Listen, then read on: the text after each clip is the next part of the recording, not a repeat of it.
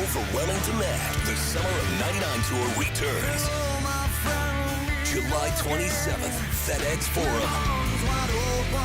With special guests 3 doors down.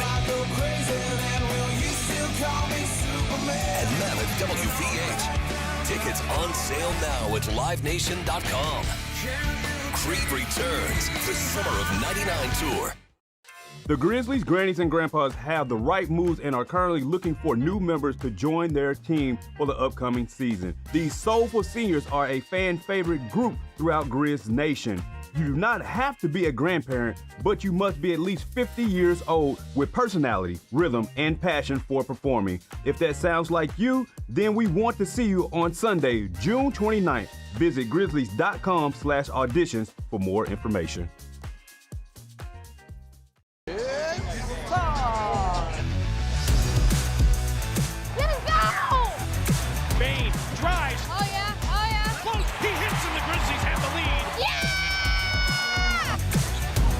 With a knockaway. Good defense. Durant attacking, spinning, hanging, and hitting. That's no shot. Let's go.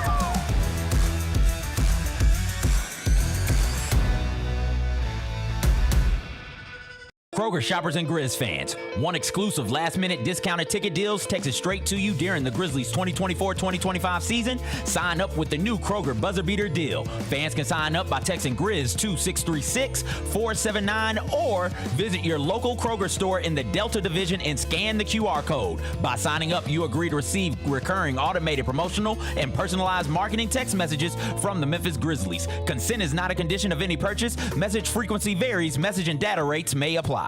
Sonic Radio. Welcome back to Sonic RNDIO. That spells radio with me, the CIO. This just in, the new Sonic $1.99 menu lets you build a crave-worthy meal for just $1.99 an item. Whether that's a creamy shake, crispy tots, or a quarter-pound double cheeseburger. This just out. Ostriches. They're mean, not very cute, and in my opinion, way too big for a bird. Don't miss the Sonic Fun 99 menu. 5 items, always $1.99. Live free, eat Sonic. Tax not included. See menu for details.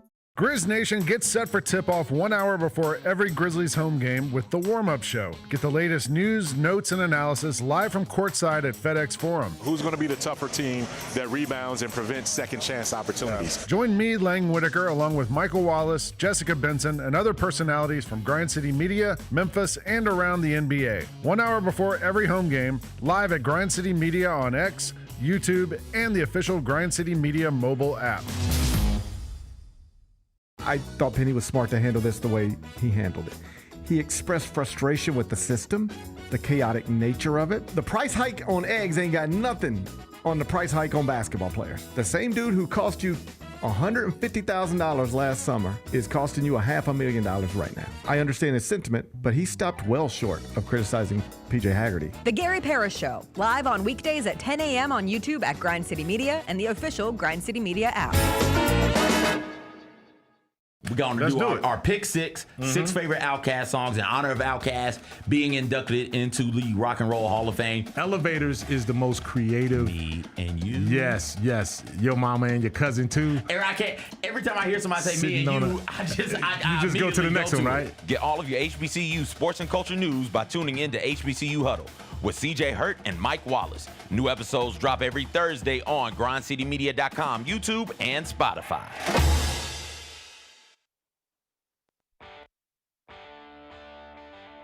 Live from the Built Ford Tough studio at FedEx Forum, it's the Gary Parrish Show, presented by Ortho South, on YouTube at Grind City Media and the official Grind City Media app.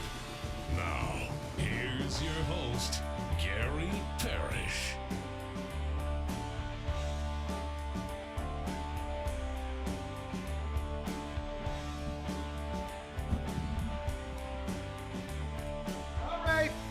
I'm here. My name is Gary Parrish. I'm speaking to you from the Built Ford Tough studio, FedEx Forum, downtown Memphis. CJ Hurt's producing the program. Glad he's with me. Glad you're with me. Hope you're getting through the day best you can.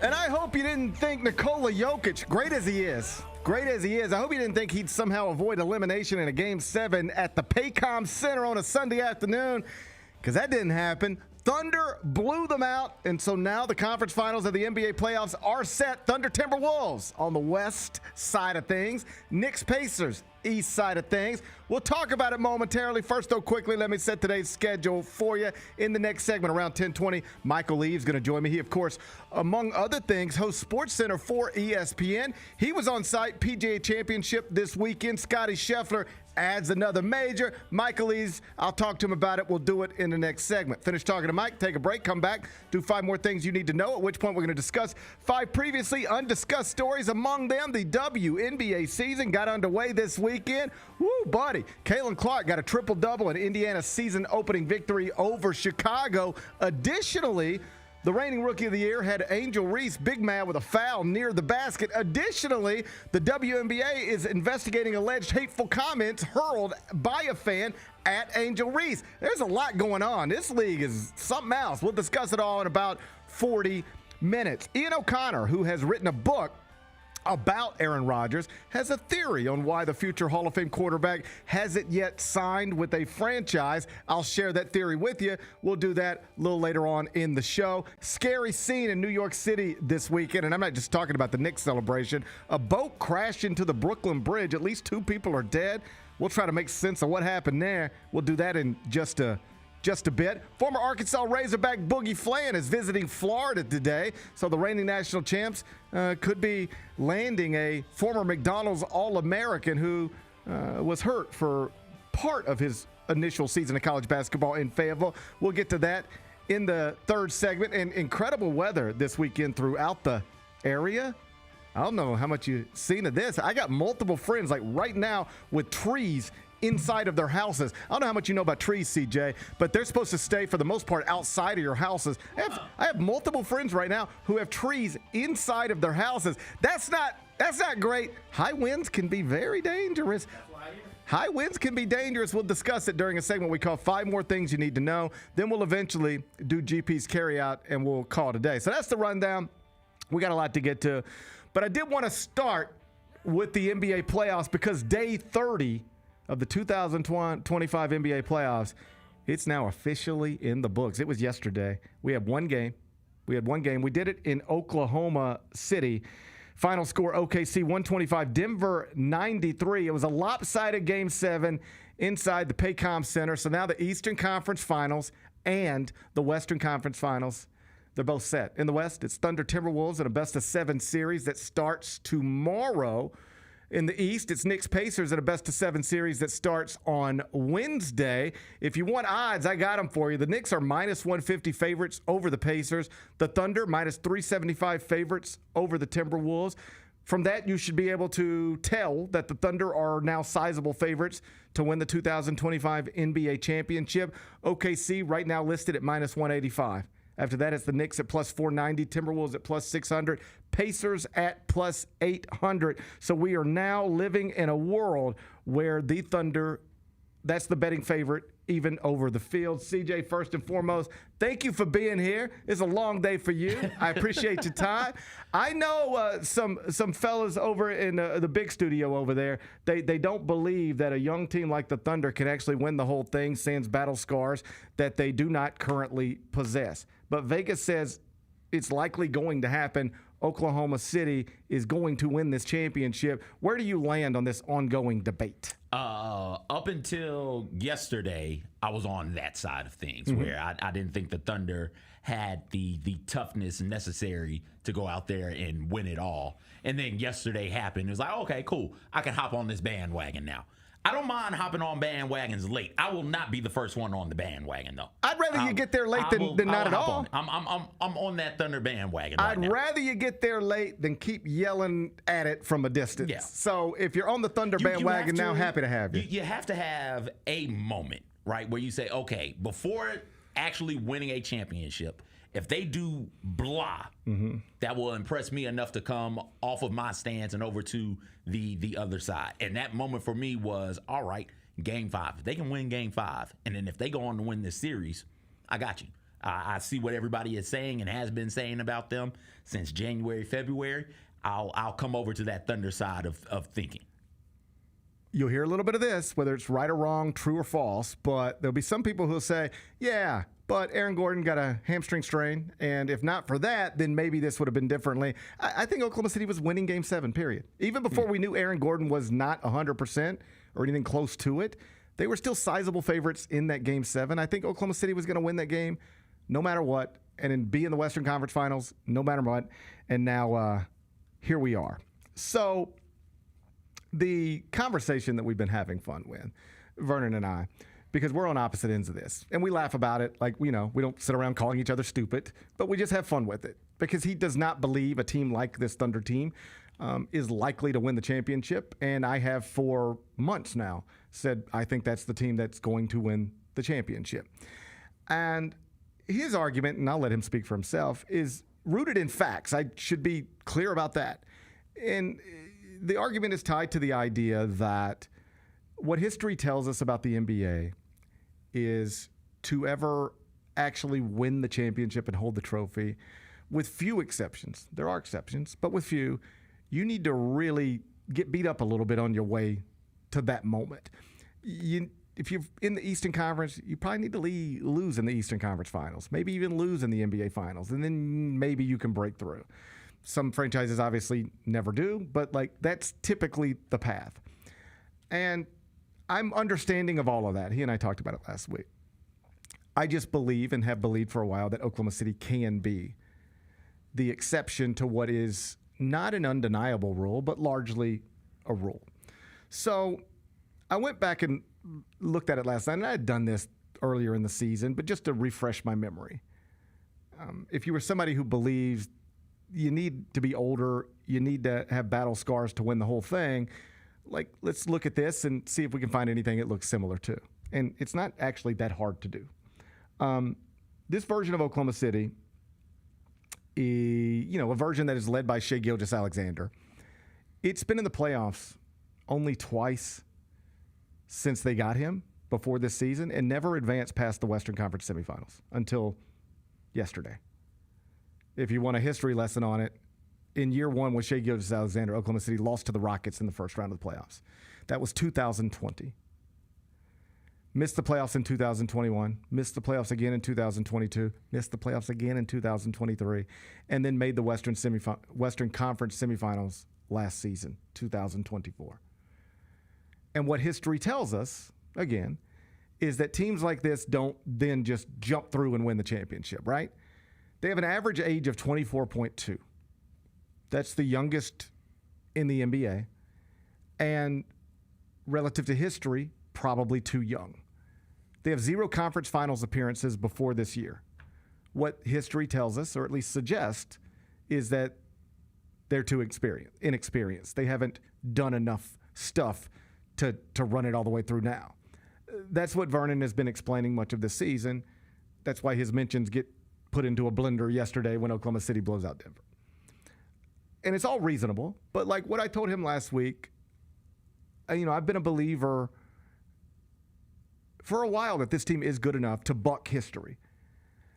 And you don't have to look any further than our most recent dynasty to find another franchise that bucked history and to win their first title. And I don't want to compare it apples to apples because I don't actually believe this Oklahoma City team is that Golden State team. I don't think they're as good. I don't think the best player is as good as that best player. But it's not. Just tell me if any of this stuff sounds like you're working off of something of a similar script. I just gave you the whole Shai Gilgeous-Alexander Oklahoma City thing. Mm-hmm. Their record in playoff games coming into this season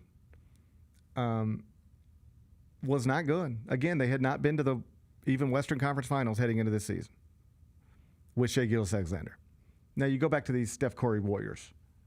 He arrived in Golden State in advance of the 2009-2010 season. He was drafted in 2009. So the 2014-15 season, that's the championship year, the first one, that was year 6 for Steph with Golden State. Year 1 with Steph, missed the playoffs. Missed them again in year 2, missed them again in year 3. These are the Warriors dynasty building. Year 4, lost in the conference semifinals, 4-2. Year 5 with Steph, lost 4-3 in the first round of the playoffs, which brings us to year 6 of Steph Curry in Golden State, which doubled as the 2014-15 season. Prior to year 6 with Steph, the Warriors, you ready for this, were 9-10 in playoff games with 0 trips to the Western Conference Finals since the day they drafted Steph Curry. Below 500. No trips to the Western Conference Finals. Literally below 500 in playoff games. Then in year 6 with Steph, they got an MVP season from their lead guard, had a historically great regular season, and then went 16-4 in the playoffs to win the NBA championship. Since then, they've won 3 more.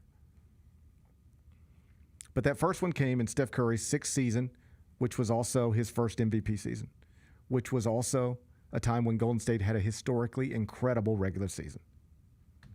This is Shai Gilgeous-Alexander's 6th season in Oklahoma City. He's a lead guard. He's having his first MVP season. And Oklahoma City did just have a historically incredible regular season. Does any of this sound familiar? It kind of matches up. I want to be clear. I do not think Shai Gilgeous-Alexander is Steph Curry. I do not think these Thunder are those Warriors. But what I do believe is that this team is good enough and that dude is good enough to get this done. You do not have to beat the 2015 Warriors to win the championship in 2025. You do not have to beat a Michael Jordan-led Bulls, a LeBron James-led Cavs, or Heat, or whatever to win this title. All Oklahoma City has to do now to win a championship, to do the things so many said they can't do for various reasons, is they have to get past Minnesota, which they're sizable favorites to do, and then get past either the Knicks or Pacers, which they will be sizable favorites to do. The only franchise still alive in this thing that people thought 2 months ago could maybe win a championship is Oklahoma City. Nobody was saying that about New York or Indiana or Minnesota. Nobody outside of those markets, at least. And so it's not only have they set themselves up for this all season, it is now set up for them to do it. They don't have to run through LeBron. They don't have to run through Steph. They don't have to run through Giannis. Jokic is gone.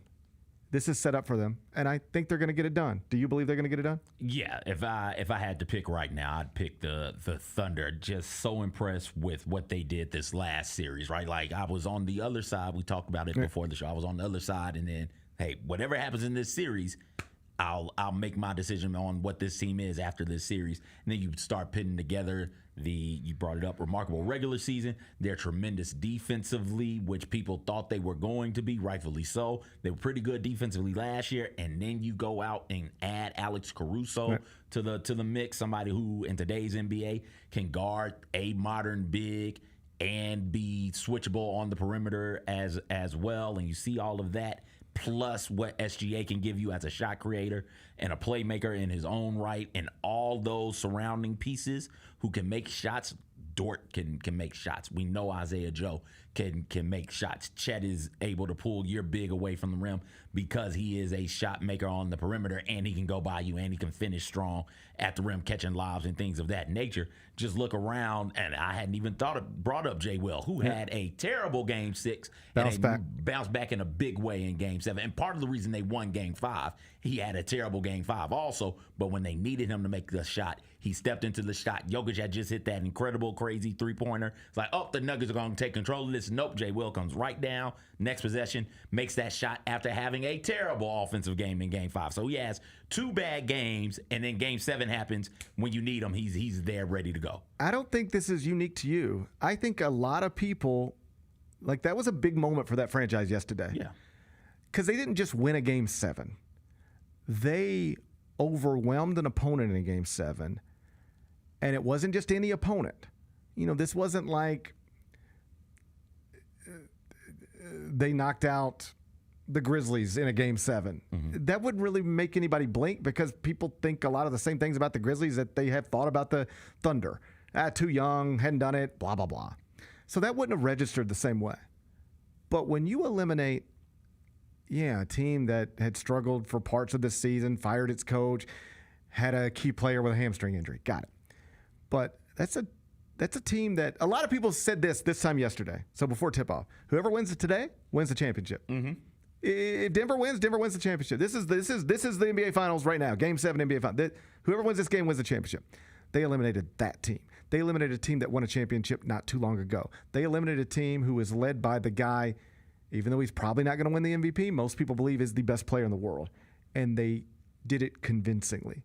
They did it in a way they could celebrate the fourth quarter. And I know Aaron Gordon's hamstring wasn't 100%, but that's just basketball. Like, this is the way these things are. Still 11, 12 rebounds? He still played. Yeah. And, like, was really, like, looking like a difference maker early. Mm-hmm. And then the game just got away from him. But to do that to that team under those circumstances, I think is the type of thing that, yeah, can generate confidence with them, but also eliminate skeptics outside of their building. There are people this time yesterday who would be like, I still don't know about them. But when you watch them do what they did yesterday, it becomes more difficult. I think increasingly difficult to not believe that this team is really going to do what it has appeared capable of and likely to do for a significant amount of time now. I think that some of the thought about the battle scar thing is we need to see you against a rival who's keeping you from attaining. Yeah. So many times you brought up you need to be or Vernon has brought up you need to be conference finals tested, you need to be NBA finals tested, and it results in disappointment because there's somebody there that is preventing you from doing it. For Michael was the Pistons. For LeBron, the Celtics. That's before he went to the Heat, and so on and so forth. You can look at the history of it and say, oh, once that team beat this group, then they were ready to go on and win the championship because that's all that was standing between them. With the Thunder, they don't have that. That's not really a thing. That's not really a thing. They don't have it. I mean, the Mavericks were represented the West in the finals last year, and then just blew the whole thing up. Just left. Right. Just gone.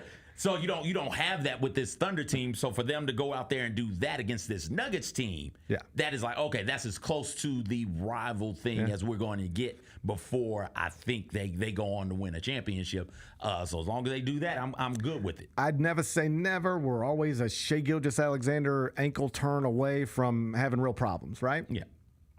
I think the hardest part for them might be over. I think the last Game 7 they might play this postseason, they just played it. Mm-hmm. They might not play another Game 7. And I don't mean because they can't get there. I mean because the other team ain't going to be able to take them there. As always, we'll see. But anything other than a Thunder championship at this point is considered unlikely in the betting markets. Talk to Michael Eaves about it next. Is your child a natural-born entertainer? Now is their chance to join the most talented youth dance crew in the Mid-South, the Blue Bunch. The Blue Bunch entertains Grizz Nation with their energetic dance routines and even have the opportunity to collaborate on performances with leading artists in the entertainment industry. Kids ages 7 to 17 are invited to show off their skills and personality for their chance to join the next generation of NBA entertainers. Open auditions are Saturday, June 28th. Visit grizzlies.com/auditions now for more information. Creed. By overwhelming demand, the Summer of '99 tour returns. July 27th, FedEx Forum. With special guests 3 doors down. And Mammoth WVH. Tickets on sale now at livenation.com. Creed returns, the Summer of '99 tour. The First Ladies of FedEx Forum, the Grizz Girls, are known across the NBA for setting the standard for professional dance and entertainment, and they are looking for dancers to join their team for the 2025-2026 season. With the chance to gain professional dance experience and connect with the Memphis community, auditioning for the Grizz Girls is an opportunity you do not want to miss. Come show up at Open Call Auditions Saturday, July 26th at the Memphis Sports and Events Center. Visit grizzlies.com/auditions now for more information. 1, 2, 3.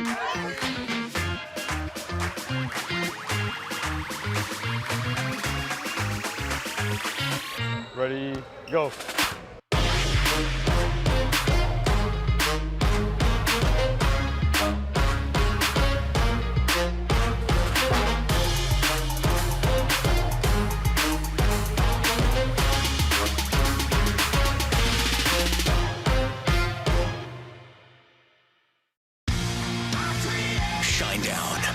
Dance Kid Dance Tour. Live in Memphis. FedEx Forum Saturday, August 30th. With special guests, Bush and Morgan Wade. Get tickets now at livenation.com. Shinedown, live in concert. For more, visit shinedown.com. Catch us if you can at Southland Casino Hotel and win your share of up to $1.8 million in free play and prizes. Join us for drawings every Saturday in May, June, and July. Each month, over 900 winners will take home free play or drive off in a new car or motorcycle. Be there for all 6 grand finale drawings and try to catch us if you can, only at Southland Casino Hotel. Must be 21 up. Play responsibly. For help quitting, call 800-522-4700.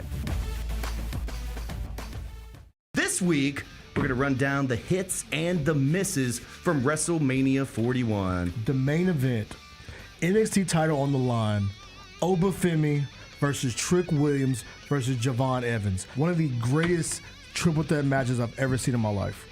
I'm shocked. And it made history because it's the first time there's 3 black men highlighting a NXT pay-per-view. Okay. That was dope too. Tune in to Grind City Wrestling weekly on the Grind City Media app and on the Grind City Media YouTube channel. This felt exceptionally personal with Shedeur Sanders, and it will never sit right with me. Somebody may have missed out on a good quarterback. I don't know if Shedeur is going to be a hit or not.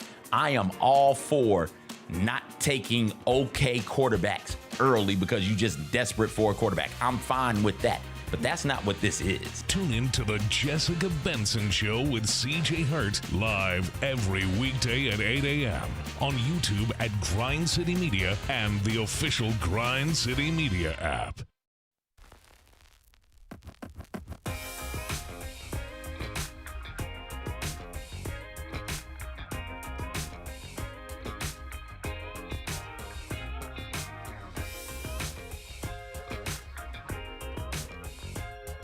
Gary Parrish Show, presented by Ortho South. We're inside the Built for Tough studio. And on Mondays in the second segment, I'm joined by Michael Eaves. You watch him on SportsCenter. You see him all weekend on ESPN. He's now sitting in a golf cart. Please tell me you're at Quail Hollow. Are you at Quail Hollow right now? Nah, bro, I'm in Detroit. Okay. What are you doing in Detroit? I left Charlotte like 7 o'clock this morning to fly to Detroit. Jalen Rose has his annual charity event to raise money for his school here in Detroit. So I'm up here playing some golf today for a really good cause. Well, that's terrific. I got a chance to spend just a little bit of time with Jalen at the Final Four. We got our makeup done in the same trailer, and so it was a delight to have him around. I'm glad he's doing that. I'm glad you were able to get there and do it, and I won't keep you too long because I know what it's like to just want to get on the, practice range and not answer stupid questions about basketball. So I'll be quick. I'm not... Bro, I'm not hitting any balls. I'm good. I'm not hitting any balls. It's a scramble, dog. I ain't got to hit no balls. We just out here. That is the best place to get to as a golfer when you're just like, I'm here. No, I don't need to go hit balls. Like, just show me where the first tee is. I'm ready to go. Once you can get mentally to that place, that's the best place to be. Yeah, I mean, dude, I've literally played in like 100 of these things through the years, right? You know what is necessary, what is not, and that is not necessary for me today. Let's start on golf then, because Scottie Scheffler wins another major yesterday in Charlotte at Quail Hollow. You were there, and the week starts with him, complaining about mud balls, and ends with him running away with another major championship. And I won't bore you with all the facts because you already know them, but we are watching a Tiger Woods-like thing. Not Tiger Woods, but we are watching somebody develop into the undeniable greatest golfer in the world, and he just re-emphasized it yesterday. What did we watch when we watched Scottie Scheffler run away with this the way he did? Yeah, I think how you summed it up is perfect, Gary, because he is literally the best player in the world. He knows it and everyone else knows it. Right. And that's where we were back in the day with Jack and with Tiger. And the thing that, you have to kind of understand and appreciate here with Scottie as it relates to those two legends I mentioned, he does the same things they do when they have the lead. Right. He had a 3-shot lead. And at one point he was tied for the lead. He ends up winning by 5. Yeah. Right. So oftentimes when things aren't going well, especially for golfers, it's easy for it to get away from them. It doesn't get away from Scottie Scheffler. Matter of fact, the first 2 days, he probably had his C-plus game at best, and he still shot under par. It was only a few shots off the lead, and by the time he left Saturday, he was in the lead by 3, right? That's what Tiger and Jack used to do. They didn't need their best to win week to week, and sometimes they didn't have their best to win in a major, and Scottie Scheffler is doing that exact same thing. He's now got 2 Masters and a PGA before turning 30. Only 2 other guys to do that were Jack and Tiger. He's got a Players Championship as well. The only guys that have that many in 15 tour wins before 30, Jack and Tiger. So he's in that ilk, whether he wants to admit it or not sometimes. I want to circle back to his opening round 69 because he was disappointed in it and didn't bring it up to whine about it, but when it was brought up to him, he said, it is crazy that we weren't allowed to lift our balls out of the fairway today and we had to play with mud. He said, imagine spending your whole life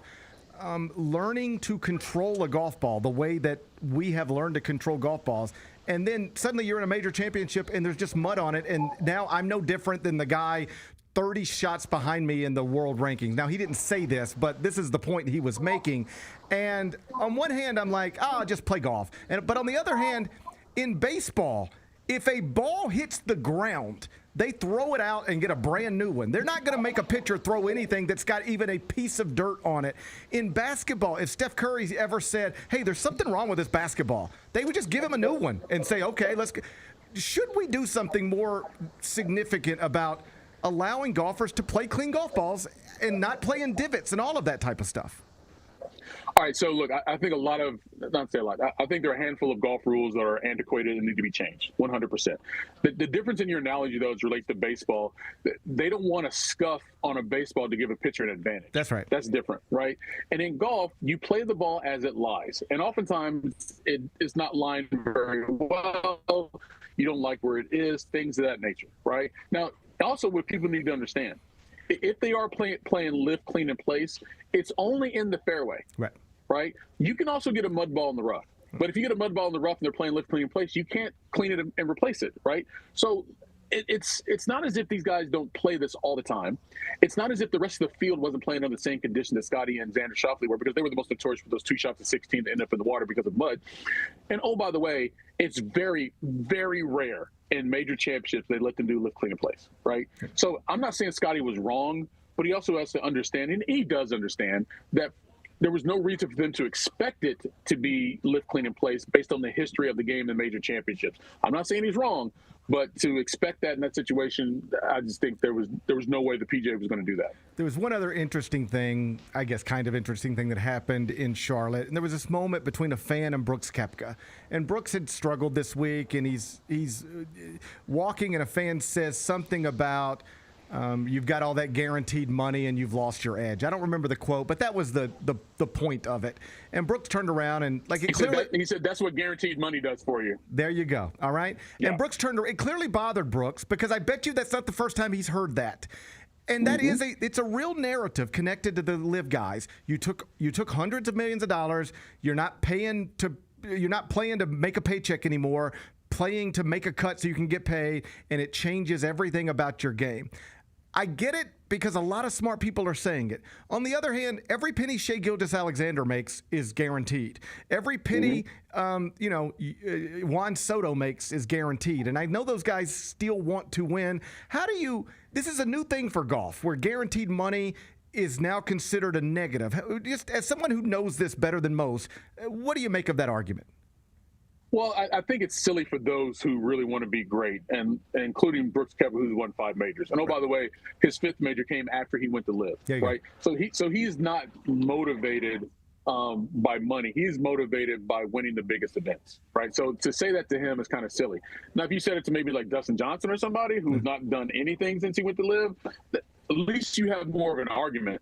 But that is the narrative for a lot of these guys, because some of them have sort of just become, I don't want to say inconsequential, that's a little too harsh, but like forgettable. Like, when's the last time we really talked about Cam Smith? And he won a major, and he won a major, then he went to live, and he hasn't really won anything since, right? But a lot of it has to do with animosity. You know how fans can be. 2 things. One, fans don't like when you don't do what they want you to do, so they're probably mad that Brooks went to live and didn't stay on the PGA Tour. Also, it's envy and jealousy as it relates to money, things of that nature. And then maybe, I don't know, maybe he bet against Brooks, and maybe he's trying to get under him and heckle him. Like, all those things matter. But Brooks is not a guy, like, Brooks didn't grow up country club kid, right? So, and I don't think he's afraid to throw some hands if he needed to. So, like, you're going to say some stuff to Brooks, he's probably going to challenge you on it, and that's exactly what happened. You brought up Cam Smith, and this just occurred to me. I don't even know the last time I saw him on television. Right? I mean, exactly. Right before Live, he had the hair, he won the major, he was a star. And I'm telling you, I'm somebody who watches golf. And, Mike, I don't even know the last time I saw him. I have forgotten about him. Right. And here's the thing. Even before he won that Open Championship, he was in contention for the other 3 majors that year. Like, he was, top 5 player in the world.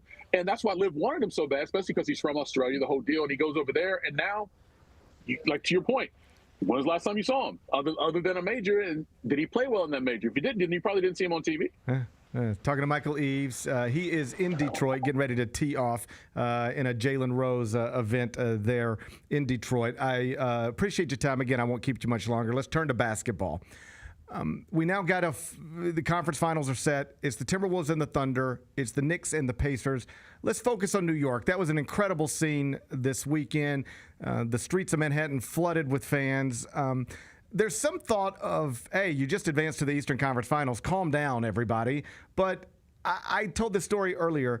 I have a boss who's a pretty even-keeled sports fan. Like, he doesn't get, he's not ranting and raving and, on message boards all day. He just is a New Yorker who grew up a lifelong Knicks fan. And he was literally in the Garden for Game 6 and, like, in tears. Like, he was in tears. It moved him that much. And I just think the whole New York aspect of this has become a real character in this postseason. And I wonder if somebody who has lived it and been that close to it as you are, what do you make of the Knicks and what they're doing right now? Not just for the playoffs, but for that city. This is way more about New York than the Knicks. Yeah. Quite honestly, because it is the city and it is that fan base. And here's what you have to understand. And, we kind of lose sight of this because we talk about New York sports so often, and for obvious reasons. It's the number 1 market in the country and, all the teams everyone knows. But, there's a generation of Knicks fans who haven't seen the team go to the Eastern Conference Finals. It was 25 years ago.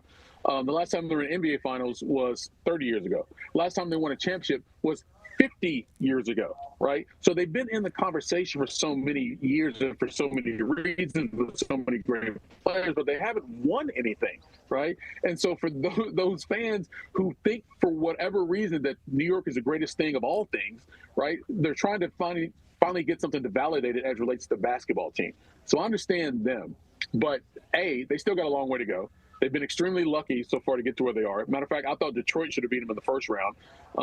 Boston gave them the first 2 games of this series, and all of a sudden Jason Tatum tears his Achilles. Now they're Eastern Conference Finals, right? So, and oh, by the way, let's not forget about Indiana and how they got there. They took down the number 1 seed in the East. So just because they got there does not mean they're going to get to the NBA Finals, let alone win a championship. But in this moment, go for it, Knicks fans. Enjoy your moment. You haven't seen this in a long time, but they were really acting like they won the championship being out in the streets. Like, I thought that was kind of crazy and silly, but when you think about New York, it's on par.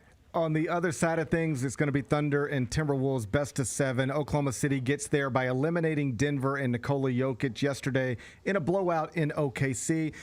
Did that prove anything to you about Oklahoma City, these young guys eliminating the best player in the world and a team that won a championship just a couple of years ago? Or is it just confirmation of what you already believed? No, I think it confirms some things about that team because, it's natural to have doubt about them because they hadn't proved anything yet. Right. And for them to go out there and do that in their first Game 7 under those circumstances against a team that had won a championship, I think it spoke volumes, not just for, SGA being the MVP, but his supporting cast and the coaching staff. Like, they did it. Like, they went out there and answered all questions. But I have a question, Gary, as it relates to the Nuggets. They lost 3 games in these playoffs by 30 points. Could you imagine the conversation if that had happened to LeBron? Oh, yeah. But we're talking about Nikola Jokic, who's supposed to be the best player in the world, multi-time MVP winner, NBA Finals winner, NBA Finals MVP, but he's catching no slack for that. And I'm not even LeBron stand like that, but if he got beat by 30 twice in a series, they would be at his neck. But Jokic, straight crickets. It's interesting, and I had not put all that together, but you're exactly right. Let LeBron get blown out in a Game 7 on ABC on the middle of a Sunday afternoon, Come on. and the memes would be outrageous. And there's just really Jokic just doesn't take that type of criticism, and perhaps it's because he doesn't deserve it because he's amazing. But then if you think he doesn't deserve it because he's amazing, maybe lighten up on some of those LeBron losses as well. Exactly, right? So if you're supposed to be the best dude, that shouldn't happen to you, right? I mean, if that had happened to Michael Jordan, he would have got killed back in the day, right? But for whatever reason, Jokic's not catching that same heat. We'll wrap it up here with Michael Eaves from ESPN. Last thing before I let you go. There are reports from the weekend that says Giannis will meet with Milwaukee's front office this week. It's happening this week, and at that point, they will just discuss and make sure everybody's on the same page. To be clear, he has not yet told them that he would like for them to pursue some sort of deal. But we got the one report that says he's open to it, and the next report saying they're meeting this week. Do you believe that's where we're headed, or is there a scenario where by the end of the week it's just known Giannis is off the table, don't even bother calling, we're going to try to redo this thing around him? Let me say this. Obviously, I don't know because I haven't talked to Giannis, but my gut is he doesn't know, and this meeting will determine what he will decide. Right? Because he needs as much information as possible if he's going to come to some type of determination of what his future should be, whether it's in Milwaukee or going somewhere else. And depending on those conversations, I think he'll make a decision. It's like, you know what? I think it's best for both of us to move on and go separate ways. Or, you know what? I believe in you guys. I think we can do it again. We just need to do this. Once that meeting happens and both sides get some clarity from the other, then I think you'll get a resolution pretty quickly. I do believe that because we do have the draft coming up at the end of next month. That is Michael Eaves from ESPN. Make sure you follow him on X at Michael Eaves. You can see him on SportsCenter on ESPN. You're the best, buddy. I appreciate you being here. Don't forget, par is your friend. Have a good time today. Hey, it's a scramble, dog. It's all straight birdies. Straight birdies. Go get them. All right, I'll see you. All right, that's Michael Eaves from ESPN. Buddy, that's a good friend when he will wake up in Charlotte, North Carolina and fly to Detroit to be there for you for your event. That's a good friend. Everybody needs friends like that. Big thanks to Michael Eaves for being here. On the Giannis thing, let me ask you. It's always stupid to try to sit around and talk about what Giannis should do if you're not Giannis, because you don't know what's important to him. Like, I think you can create hypotheticals and then try to talk about what you think you would do. But whenever people start going about, well, what Giannis should do is, well, you don't know what Giannis cares about. You don't know Giannis. I like that Mike said it that way. I haven't talked to Giannis about this. If he wants to play in a place that will give him next season the best opportunity to win a championship, then that's clear. If that's the most important thing for him, he's got to leave Milwaukee. But you never know what role a wife plays in this stuff, what role kids play in this stuff. Like, haven't reminded myself of Giannis's family situation as of this morning, but like, I know he has children. They might have friends. They might really love their schools. They could be on the best soccer team. You just don't know how family stuff comes into this.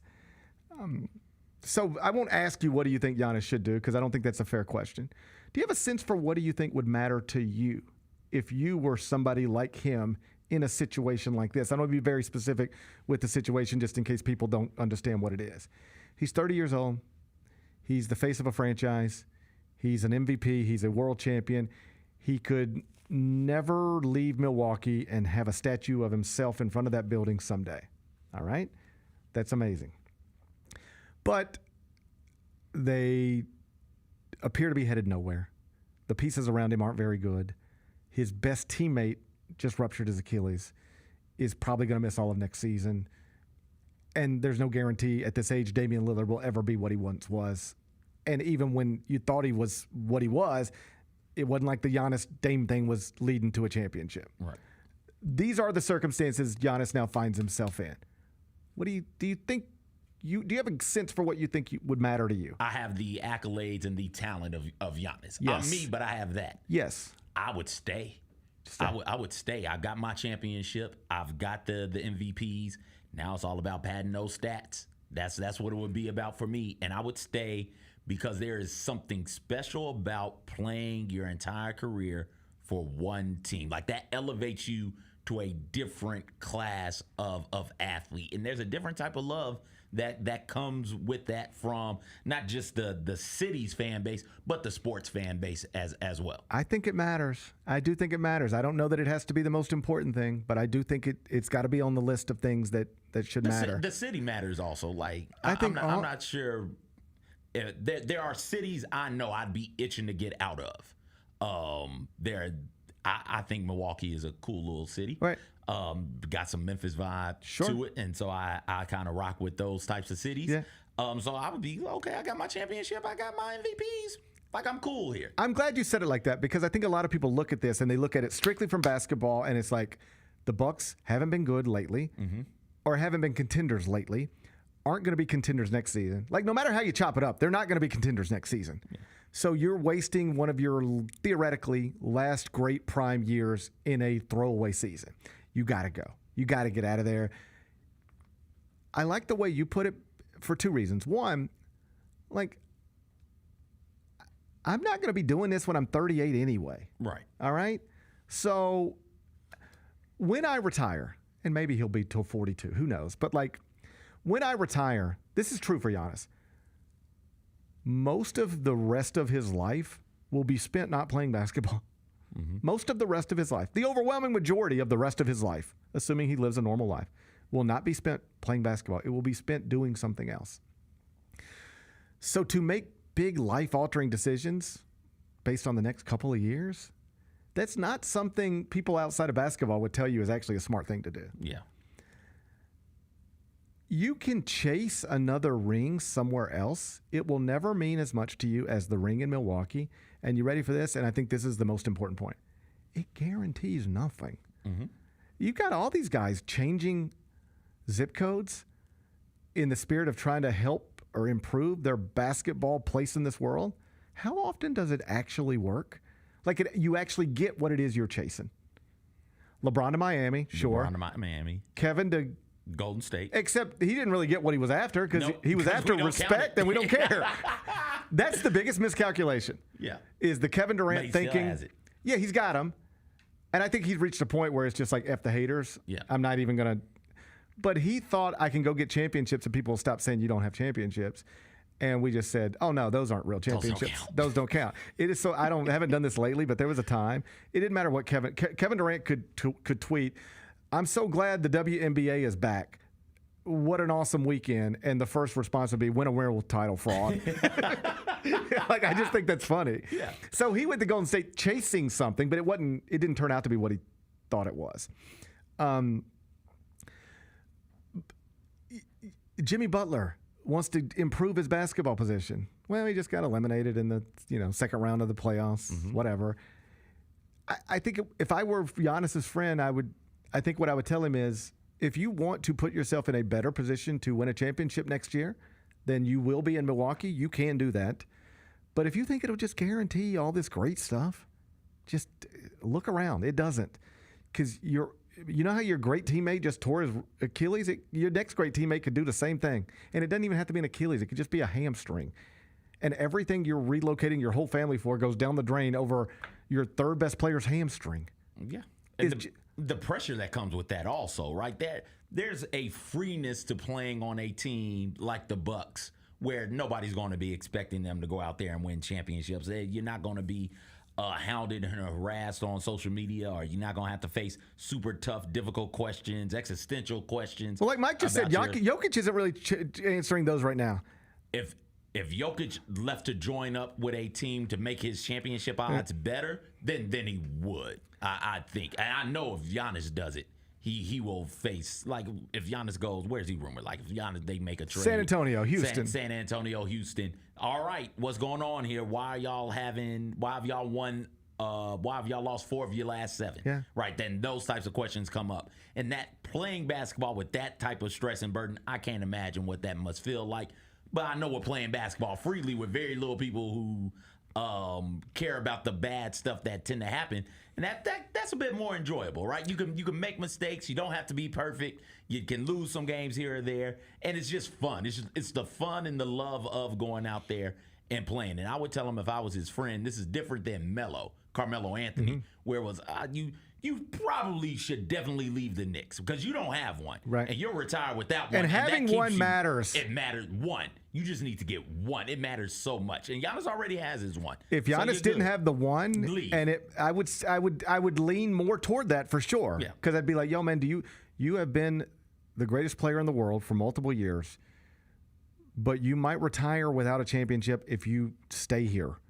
Do you want to? Can't guarantee leaving will get you one, but I can guarantee leaving can put you in a better position to get one. How you feel about that? If you're sitting here at 30 without one, I think that's a different conversation than you already have the championship, you already have the MVP. Everything a basketball player wants to accomplish in a career, dreams about, you've done it. Maybe you haven't done it as many times as some other guys or as many times as you would like, but you've done it. You could retire today. You will be a champion. You'll be an MVP. You'll have a statue in front of the building. Maybe that's enough. Maybe that's enough. Yeah. This is one where a different version of me, a younger version of me, would have been like, if you can't win a championship where you're at the wrong place. Go somewhere else. As you get older, I do think you realize other things matter. Other things are maybe not more important than that, but there are other important things to consider. And that's why I think if you and I had this conversation 10 years ago, maybe 5, I would say, Dame's hurt. You're going nowhere. You got to get out of there.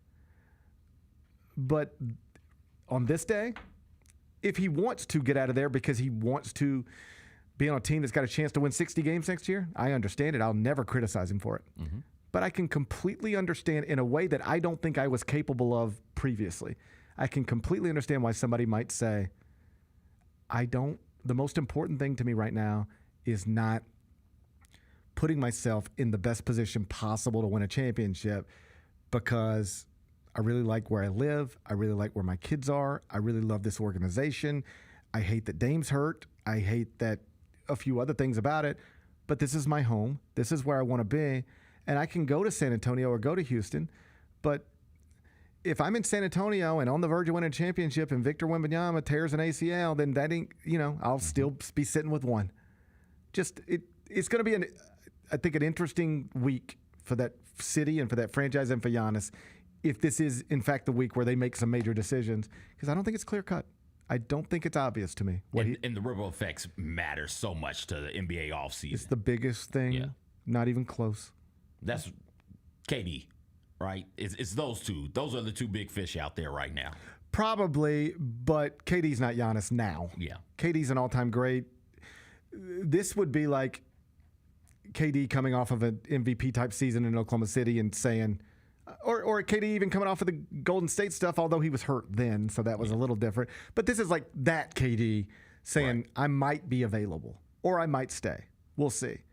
That's where we're at with Giannis. Like, we'll spend so much time talking about the NBA draft, Cooper Flag. There is nothing that matters in the NBA this offseason more than Giannis. In fact, I was reading a Sam Vecini piece for The Athletic. He was at the Combine past week, and he was like, you got all these prospects in front of us, and the conversations aren't really about, so what do you think of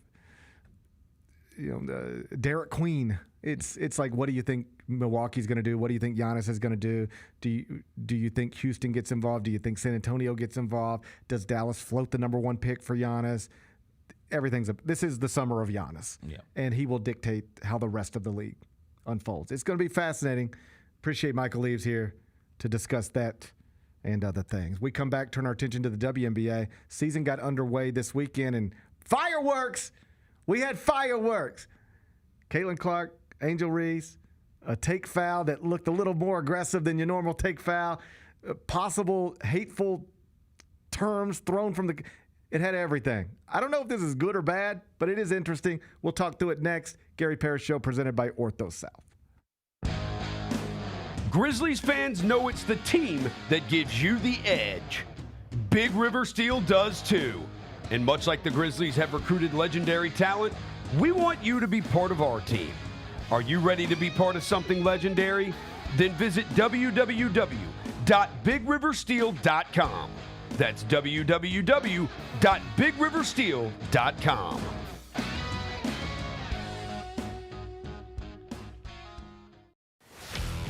Let's face it, there's a lot of trash talk in basketball, but the great teams let their performance do the talking.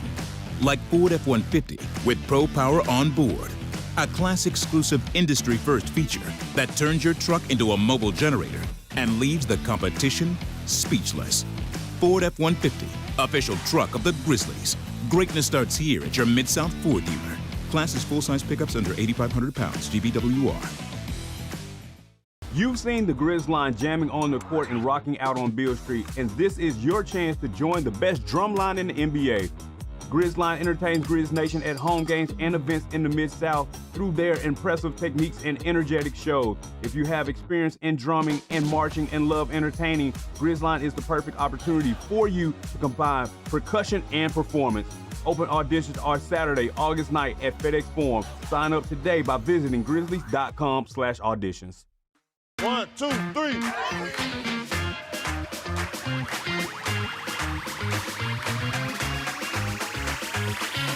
Ready, go.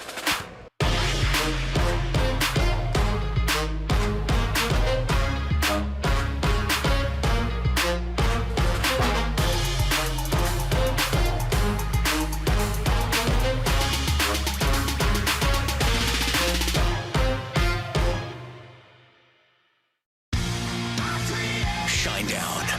Dance Kid Dance Tour. Live in Memphis. FedEx Forum, Saturday, August 30th. With special guests, Bush and Morgan Wade. Get tickets now at livenation.com.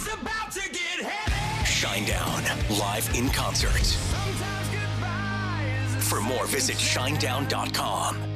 We talked a little bit about Jalen Wells. Jalen Wells, man, he finished third in the balloting for NBA Rookie of the Year. He's going to be back. He's going to play in Summer League, and maybe he'll shoot some left-handed jumpers out there. Hey, Grizzlies fans, be sure to tune in to Grizby, where the panel and I break down all things Grizzlies and take a look at the rest of the NBA as well. The show is live every Wednesday, 2 p.m. on YouTube at Grind City Media and the official Grind City Media app. I got some Cam Ward news for you, by the way. Let me hear it. You talk about being able to sell some jerseys. 7 minutes ago at his introductory press conference in Nashville, Warren Moon walks in. I give you permission to wear number 1. Young guy. Wow. He hands him the number 1 jersey. Oh, that's amazing. I'm going to give you permission to wear number 1. So he's going to have the number 1 Cam Ward jersey. That's amazing. We rocking the Cam Ward number 1 Titans jersey. That's amazing. The Chris Vernon Show, live on weekdays at noon on YouTube at Grind City Media and the official Grind City Media app. How about Mr. Irrelevant coming from the Memphis Tigers? Yeah, how about that? New England Patriots Second took time. Memphis defensive back Kobe Minor with the 257th overall pick. If you're the player getting drafted at that spot, it's almost better to go undrafted and pick a place as an undrafted free agent to sign with where you have a better chance But of you get a sticking. lot of stuff. You get a parade. I think do? you go to Disneyland, I believe. Mr. Irrelevant goes to Disney? I think so. The Odds Couple, live at 2 p.m. on YouTube at Grind City Media and the official Grind City Media app.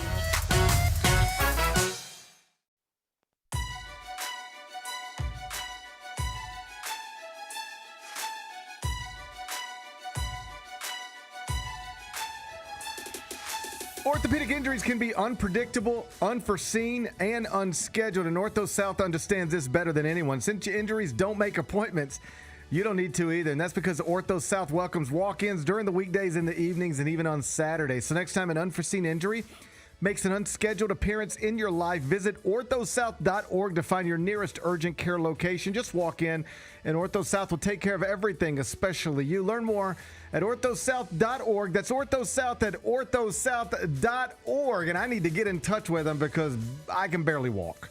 I'm going to Ortho South today. I think I got to go.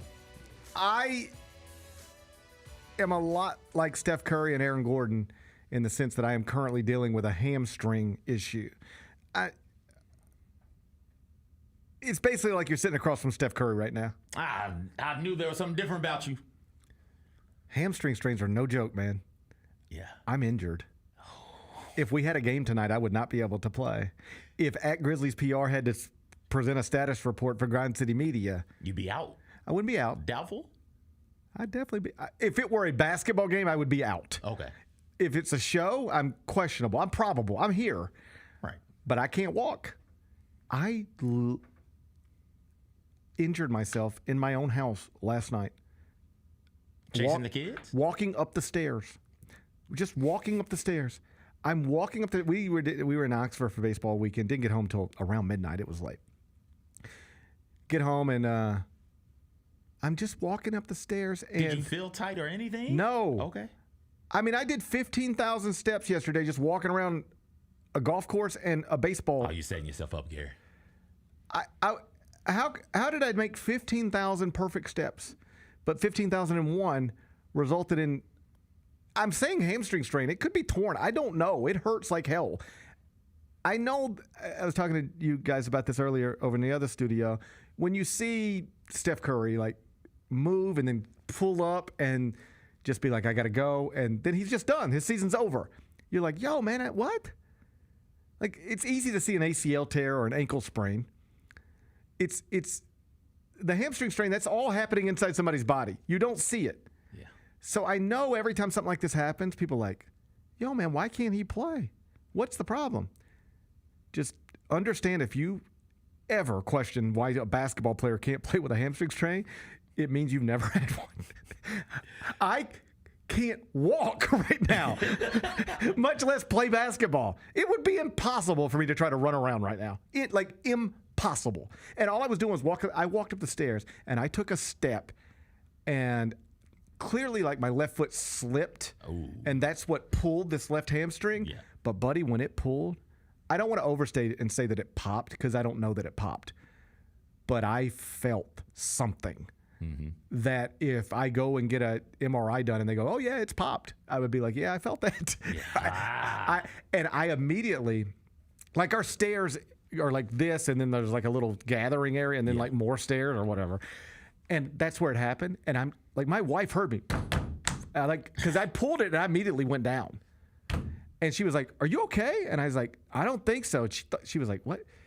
And she's like, what happened? I was like, I think I just pulled a hamstring. And she was like, what? And I said, like what happened to Steph Curry?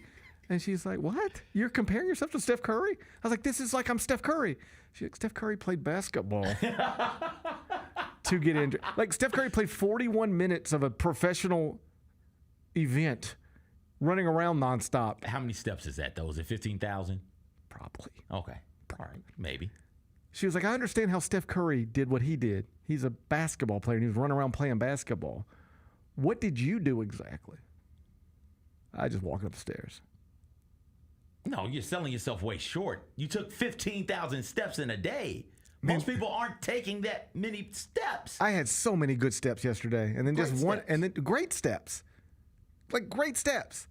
Like, up hills, down hills. Mm-hmm. I walked through a bunker. Everything was fine. Yeah. And then I just tried to go upstairs after a long day of watching 8-year-old baseball. And now I'm like, I have to go to Ortho South. Did you stretch before you got the day started? Not all right. What are you talking about? All right. Do you think I stretch before I get my day started? just throwing that. You might have to add that to your morning routine. Just a quick 5-minute stretch. It feels like I need to stretch. Yeah.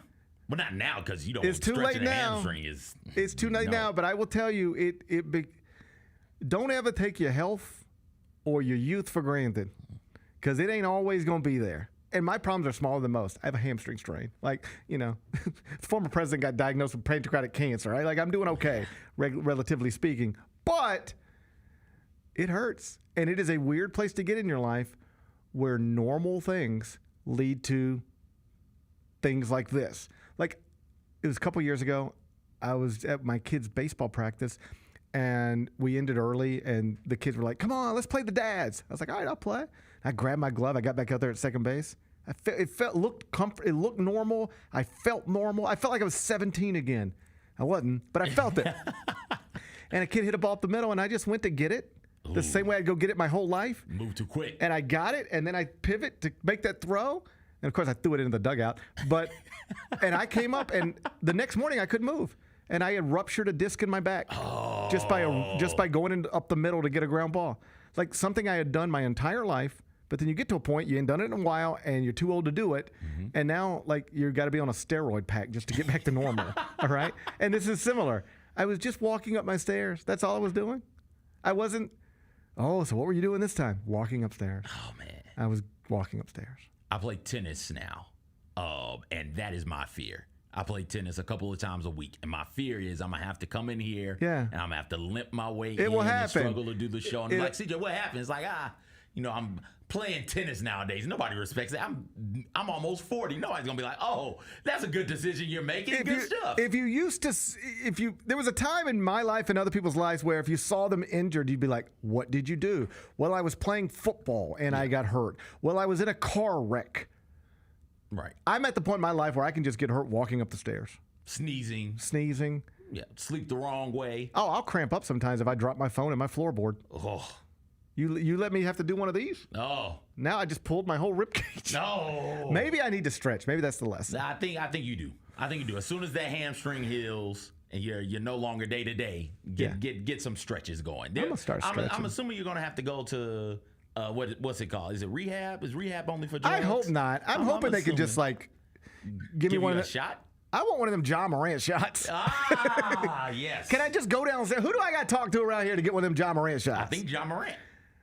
I got to talk to John. Got to talk to John. Just give me one of them John Morant shots. Yeah. I just need whatever they did to get Ja back on the court that one time, I'm going to need some of that. Right. All right?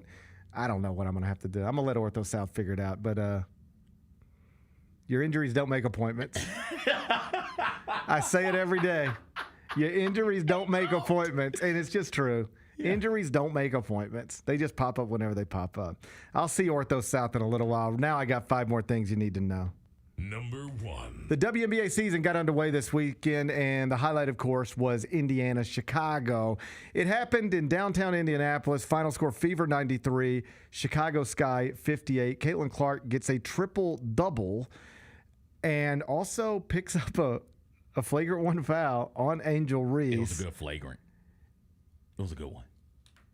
Kyra, do we have it? Do we have the Caitlin Clark, Angel Reese foul, the play that's getting all the attention? Let's watch it if we do have it.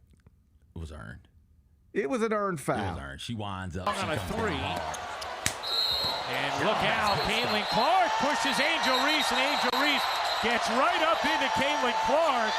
Afterwards has something to say as Clark walks away.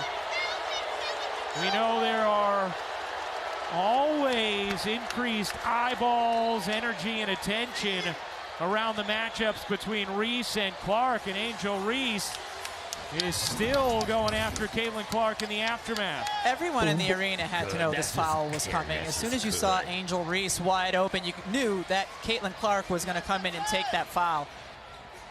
So after the game, Caitlin, or even during the game, Caitlin was asked about it, and she said, just to take foul, I can either give Angel a layup or I can put her on the free throw line. This is basic basketball stuff. Everybody knows that. Mm-hmm. I agree with all that. There was a little extra there. There was a little extra there. Yes. So just don't pretend there wasn't. There was this is where I am going to be Team Angel Reese for a second. Don't worry, I'll switch up in a minute. But this is where I'm Team Angel Reese. That wasn't just a take foul. She gave her a little something extra. She gave her a little something, and I don't mind it, but it was. Angel was correct to be offended by what just happened. Absolutely. Yeah, she gave you a little extra. Yes. She did. That's why it was a good one. It was fun. It was a good one because of the extra. This is fun. Yes. I do think it has gotten ugly in places and will continue to get ugly and perhaps uglier, but this is great for the WNBA, although I don't like how, and correct me if I'm wrong, it feels like there's a real racial component to this that is uncomfortable. Why would I correct that? That might be the truest thing you've said today. It feels like there's a real component to it that isn't just the type of thing that makes Magic and Larry. It feels uglier. And I didn't live through that. I mean, I guess I did, but I don't remember it. It was late 70s, early 80s. Yeah. This feels like it gets ugly pretty quickly. And that it will not end well. The thing this gets compared to most is Magic Larry. Mm-hmm. The NBA was just a whatever thing until they came along, and they took it to another level. This is the history of the NBA. And among the reasons they were able to do it is because they were both college stars. They had a rivalry in college. They played in a national championship game. And yes, one of them was white and one of them was black. That mattered. It just did. I'm sorry, but it just did. And so then this thing comes along, and it has clearly changed the WNBA. It has changed women's basketball. It's changed the eyeballs on women's basketball. They were college rivals. They did meet in the NCAA tournament. They had that moment, all that stuff. It sets up perfectly in most ways. But do you know where the comparison falls apart? Where? Angel Reese is not Magic Johnson or Larry Bird or Caitlin Clark. Mm-hmm. Magic and Larry were peers in terms of ability. Like, if you want to think Magic is the better of the two, well, then Larry Bird still got MVPs over here. And if you want to think Larry's the better of the two, well, Magic Johnson might still be the greatest point guard who's ever lived. The problem with this one, where it gets really complicated for Angel, like, I don't like this for her. She's just not that caliber of basketball player. She's a very good young basketball player. But she's more famous than she is great. And she's not ever going to be as great as the other person she will be compared to for the rest of her career, and that's just going to get hard for her. She's not Caitlin Clark. She's very good, but she's not. Like, I saw people joke, and I don't know where the joke stops being funny or whatever, but it's like, this is not Magic and Larry. This is Steph and Andre Drummond. Like, this is a generational talent and a very good young player. They are connected to each other for all of these reasons, and that invites the comparisons. And Angel will never win those basketball comparisons. She can't win them. And I think she's already indicated it's gotten hard for her. It's going to get hard. Just trust me. There's going to be a moment where all this gets really ugly. There's going to be another moment where you're going to watch her do an interview in tears because it's getting to her. Yeah. And it all just sort of, it's all on the table at all times. And whenever they're on a court together, if you ever get a moment like that, it just brings it all up. And then, I don't know, it's a lot of a chicken egg thing going on here. And I don't really know exactly how it started or if it can end. But you get these people pitted against each other in these arguments, and it often breaks down along race lines. It just does. Yeah. And again, I don't know where it starts or where it ends, but these two women are going to be tied together in conversations for the rest of their careers. In a similar way to Magic and Larry were, but the issue is that Magic and Larry were peers in terms of the things they could do for franchises. And I don't think most people think that Angel and Caitlin are basketball peers. They are celebrity peers, influential peers, but probably not basketball peers. And she's always just going to be on the wrong side of the basketball argument. And it won't just ever be a basketball argument. It's going to get ugly in there with a lot of little code language shit. Yeah. I just don't, I know I'm just rambling here. I love what this has done for women's basketball in terms of bringing real attention to it. Like, on a different day, this is the thing you open the show with. Mm-hmm. I love that women's basketball has gotten to that place. I don't like some of the other stuff that comes along with it. Yeah, what do you make of everything I'm saying? The other stuff is what life is over here. Like that this is as American as apple pie. Yeah. Like that's what this is, and it's great that we now want to try to, at the behest of the WNBA players, all of them, find a better way to converse about the sports that we watch than what we have been doing historically and what we're doing today. It's great that they want that, but this is kind of what it is. Yeah. It's always been this, and it goes back before. We throw up Larry and Magic, but it goes back before that. When you think about some of the great boxers and when you think about some of the great sprinters running during that German Olympic race, right? Like, you think about some of the great athletes that have come through here, and at their height, we talked about needing a rival for the Thunder and needing to finally achieve something by going through that one team. Well, for so long, because of racism, segregation, all of that, the rival would be black versus white, right. And that's what would get everybody going, and it still gets everybody going. It's Rocky. That's just the way that it is. The first Rocky movie works in part because it's Rocky against Apollo Creed. Yes, that's it's the reason why Apollo Creed is the bad guy. And so this is. There's the antagonist. There's a formula here. Yes. There's a formula here that's been in place for a while, whether it's been movies or sports.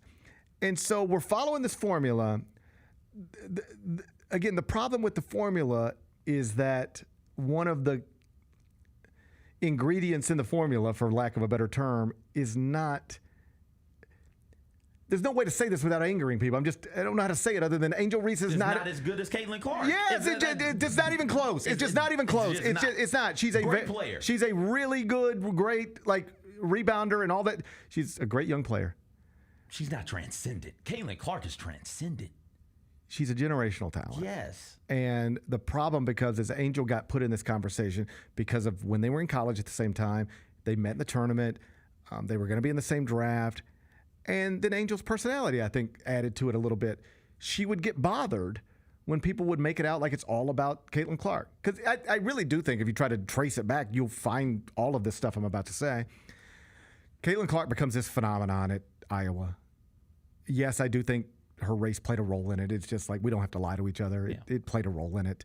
But undeniably, she becomes a phenomenon. And this box office thing, unlike anything we've ever seen in women's basketball, quite literally. I've made this point. I believe it to be true. I don't say it to be hyperbolic. I believe it's true. She means more to women's basketball than Steph Curry means to men's basketball. Yes. Than Patrick Mahomes means to football.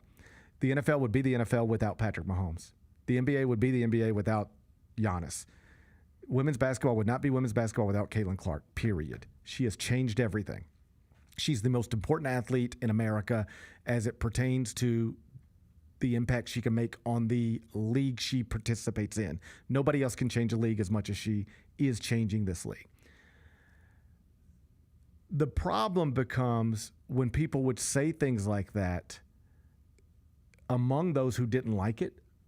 There was really a handful of groups, but one of them was the longtime WNBA fans. They'd be like, we've been watching this forever, and A'ja Wilson's great, and I don't know why y'all don't watch that. And it's like, that's fine, point taken, but we're here now. Yeah. However we got here, we're here now.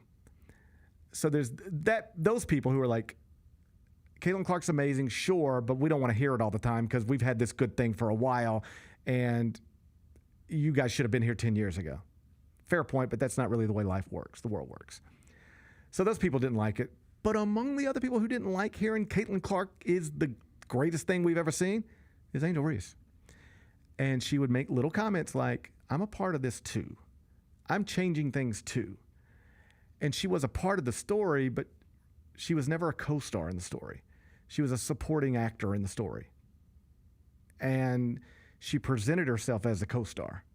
And when you put yourself in a place where other people don't think you belong, it leads to them wanting to yell at you that you don't belong there, or anybody that wants. And now we got the arguments going, and now it's on social media, and now you get the memes, and now every time Angel Reese gets a rebound, misses a shot, gets the rebound, misses a shot, that goes viral.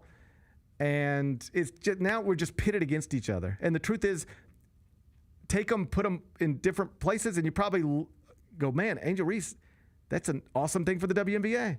Caitlin Clark, that's an awesome thing for the WNBA. But because of the way their stories have just, you almost have two segments of people, like, it's a constant fight now. And I don't know that it should be. And I don't even know that it's bad for the WNBA, but it does. There are moments where I'm uncomfortable with it. For instance, if I check my Twitter feed, I didn't tweet a thing about Caitlin Clark all weekend. Mm-hmm. But if I would have tweeted, man, Caitlin Clark is amazing. I've never seen a women's basketball player have this type of impact. Those are two sentences that are completely true.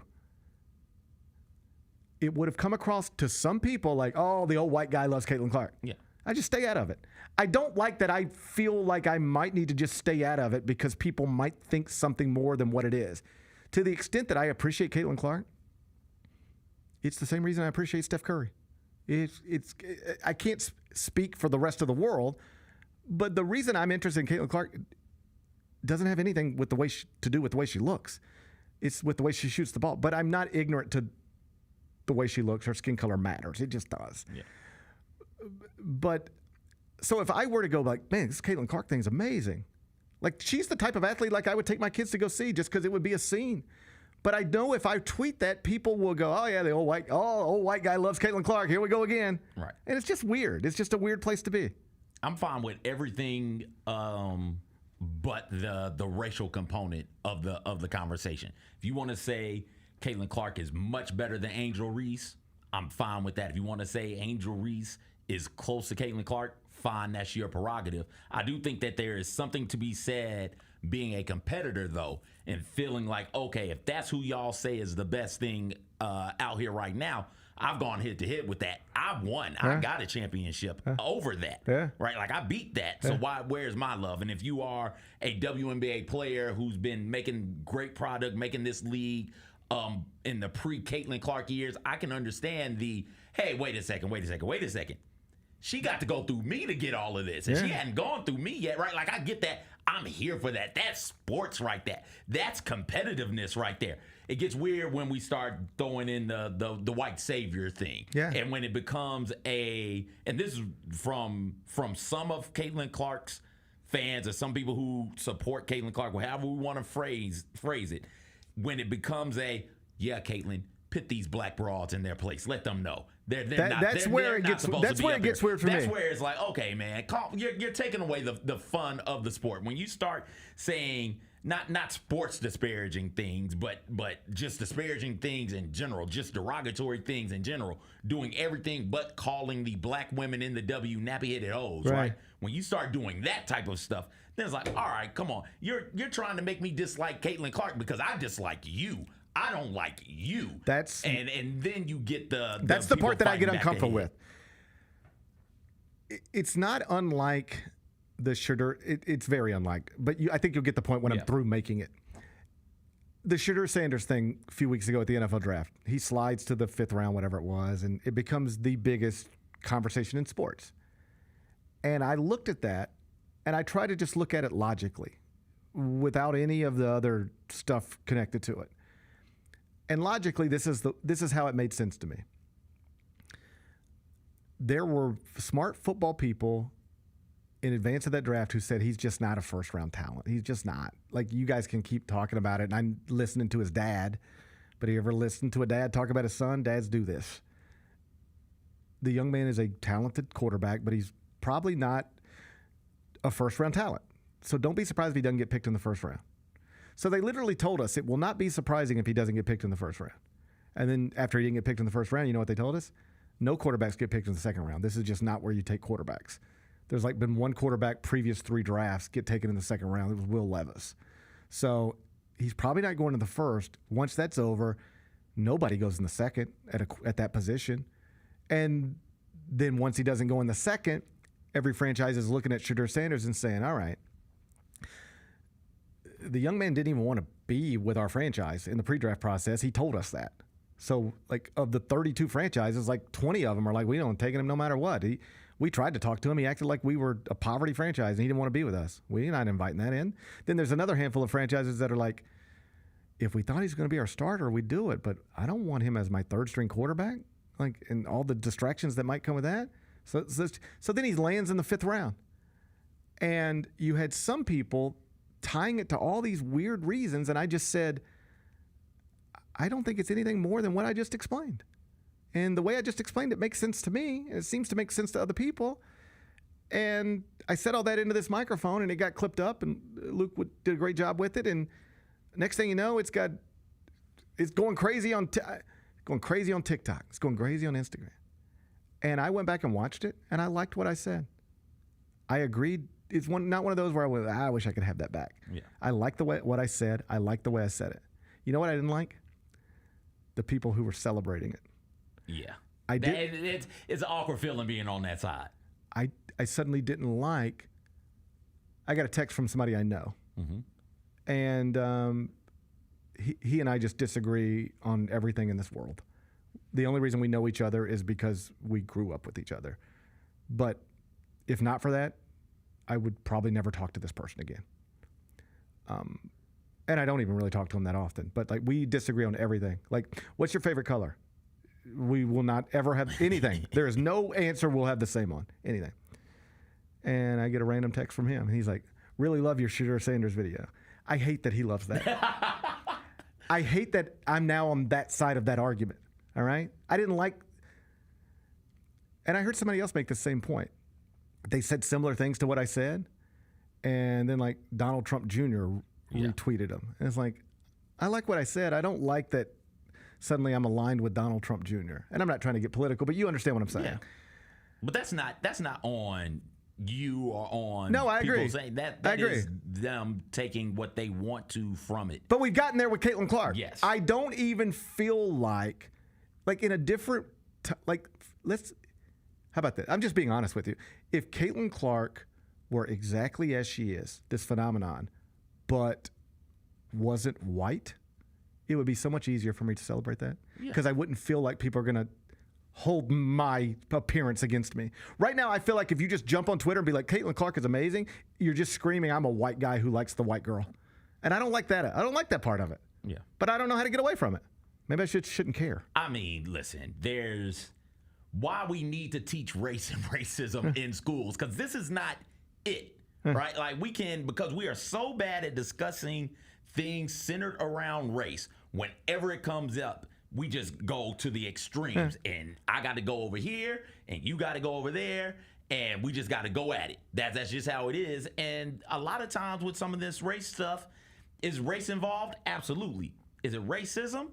Sometimes it isn't, and being able to decipher what is and what is not is hard. And we're not trained to do it. Caitlin Clark fouling Angel Reese in that situation, not racism. Alleged monkey noise being made while she's at the free throw line. Is that what it was? That's racism. Now, then you get into the video. Was it from the arena? The person who posted it has since deleted the tweet and deactivated their Twitter account. So it seems like that person just spliced monkey noises over the video. Okay. Which, that's racism. That's right. That's right. But we can identify what racism is. So it's great if it didn't happen in the arena, but if somebody is still putting that on the internet, it still is what it is. That's racism, right? Like that's a racism, and that's a problem.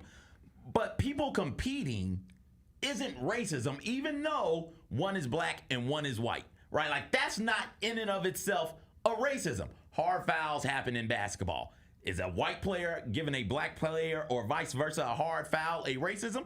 No. Unless they stand over them and say something about watermelons and fried chicken, then that's a racism. That's very clearly a racism. I just think it's weird we're at a place right now where there are people who love Caitlin Clark for just basketball reasons. And there are people who, here's what I'm saying. We've reached a point where the pro Caitlin Clark crowd is in part a racist crowd. It just is. And the anti-Caitlin Clark crowd is in part just because we don't like that part. And it's just got all mixed up in that. It's got nothing to do with Caitlin. It's got nothing to do with Caitlin Clark. You say that we've got to this point. Gary, I don't think we ever left this point. Yeah, we've been here. We've always had this We've been point. here. We've been to this point. Right. Where it is, all right, my mom, we would watch football, NFL in the 90s. Ma, why are you cheering so hard for this team? That's a black quarterback on the field. Yeah. It's like, oh, okay, I get it. She only cheered for the 4 black quarterbacks in the NFL at that time. Right. And then once more black quarterbacks came in, it's like, all right, here we go. You got 2 black quarterbacks on the field. Who are you cheering for, mama? I'm cheering for him. Why? Both of them are black. Even he's darker skinned. She's like, no, baby. That's the one married to the black wife. But that's like, oh, okay. I got you now. But even that makes sense to me because that is a thing where your mother had heard for years, to the extent she had heard any of this, that a person who looks like that can't play that position. So, of course, you would celebrate it when somebody is and doing it well. Like that makes total sense to me. I don't this one's just a little weird. Like the whole thing is, I know why I wanted to watch Caitlin Clark play basketball this weekend, and why I thought it was awesome when she got a triple double, and I know that my reasons are not everybody else's reasons, and I know why I liked what I said about Shedeur Sanders after the draft, but I know the reason I like it aren't the reason everybody who liked it. You know why that dude who grew up with me probably liked it? Racism. It's a racism. He probably thought it was a young black man getting put in his place. Well, I thought it was just an understandable football decision. But there's a lot of people who retweeted that or liked it, and they just liked that. The young black guy with chains getting put in his place. And I don't like that. I don't like being on the same side as that, even if we're on that side for different reasons. Well, we got to allow space for there to be multiple sides. Over here is just one this way or the other. It's either you're left of this issue or you're right of this issue.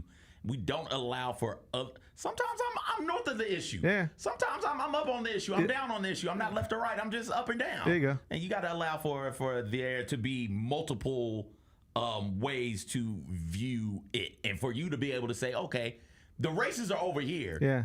I don't agree with that. Right. But this is where I stand on this particular issue. So I don't agree with the Portnoys or the Don Juniors or whomever it may be.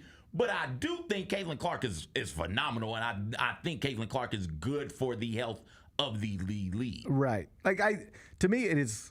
I mean this sincerely. Like the whole Caitlin Clark, Angel Reese, WNBA thing is among the most interesting thing in American sports right now. Yeah. It doesn't mean I'm going to sit around watching the WNBA every night. I'm not. I don't need to virtue signal and be like, I support women. Like, I enjoy what I enjoy. Yeah. I enjoy this. I think, or at least I'm fascinated by it. I'm really interested in it. It's not fake interest for me. I did not talk about the WNBA today in story number 1 to prove some point about equality. I think it's genuinely interesting, but also kind of awkward and uncomfortable. And I bet this won't be the last time we talk about it.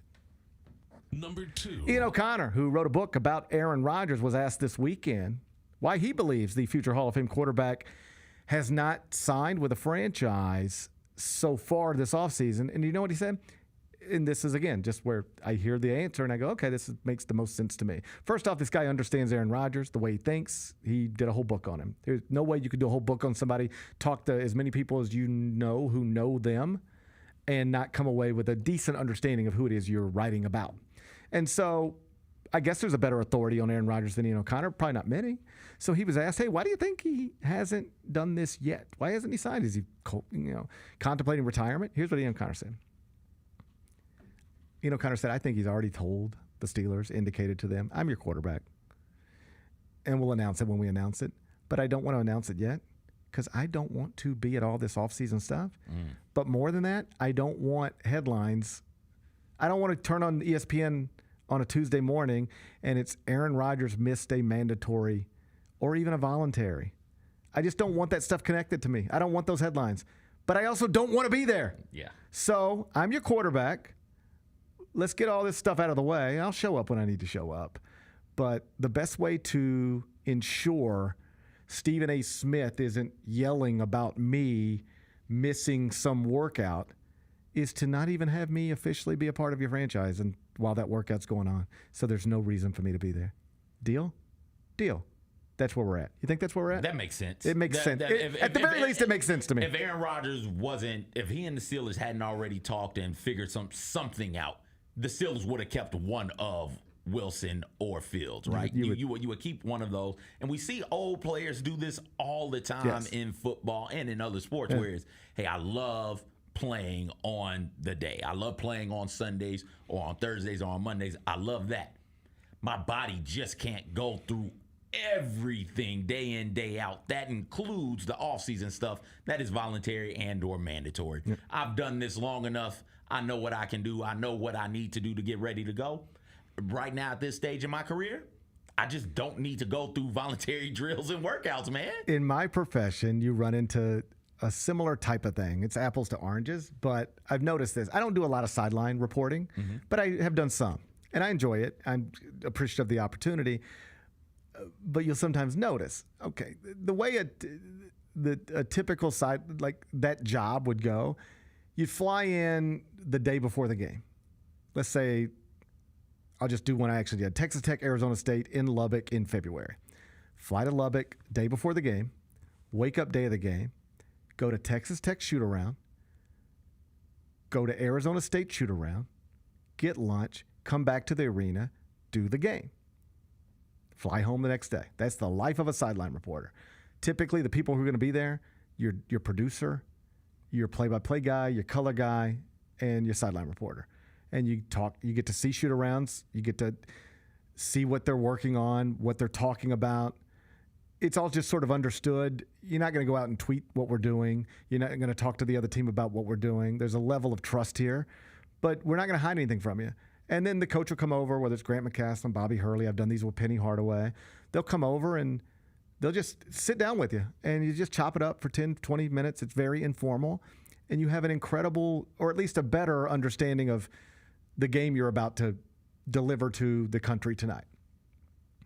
And then every once in a while, somebody get a little comfortable. It's usually somebody a little older, and they'll be like, yeah, but do I need to really go to the shoot-arounds? Right. What if I just flew in the day of the game?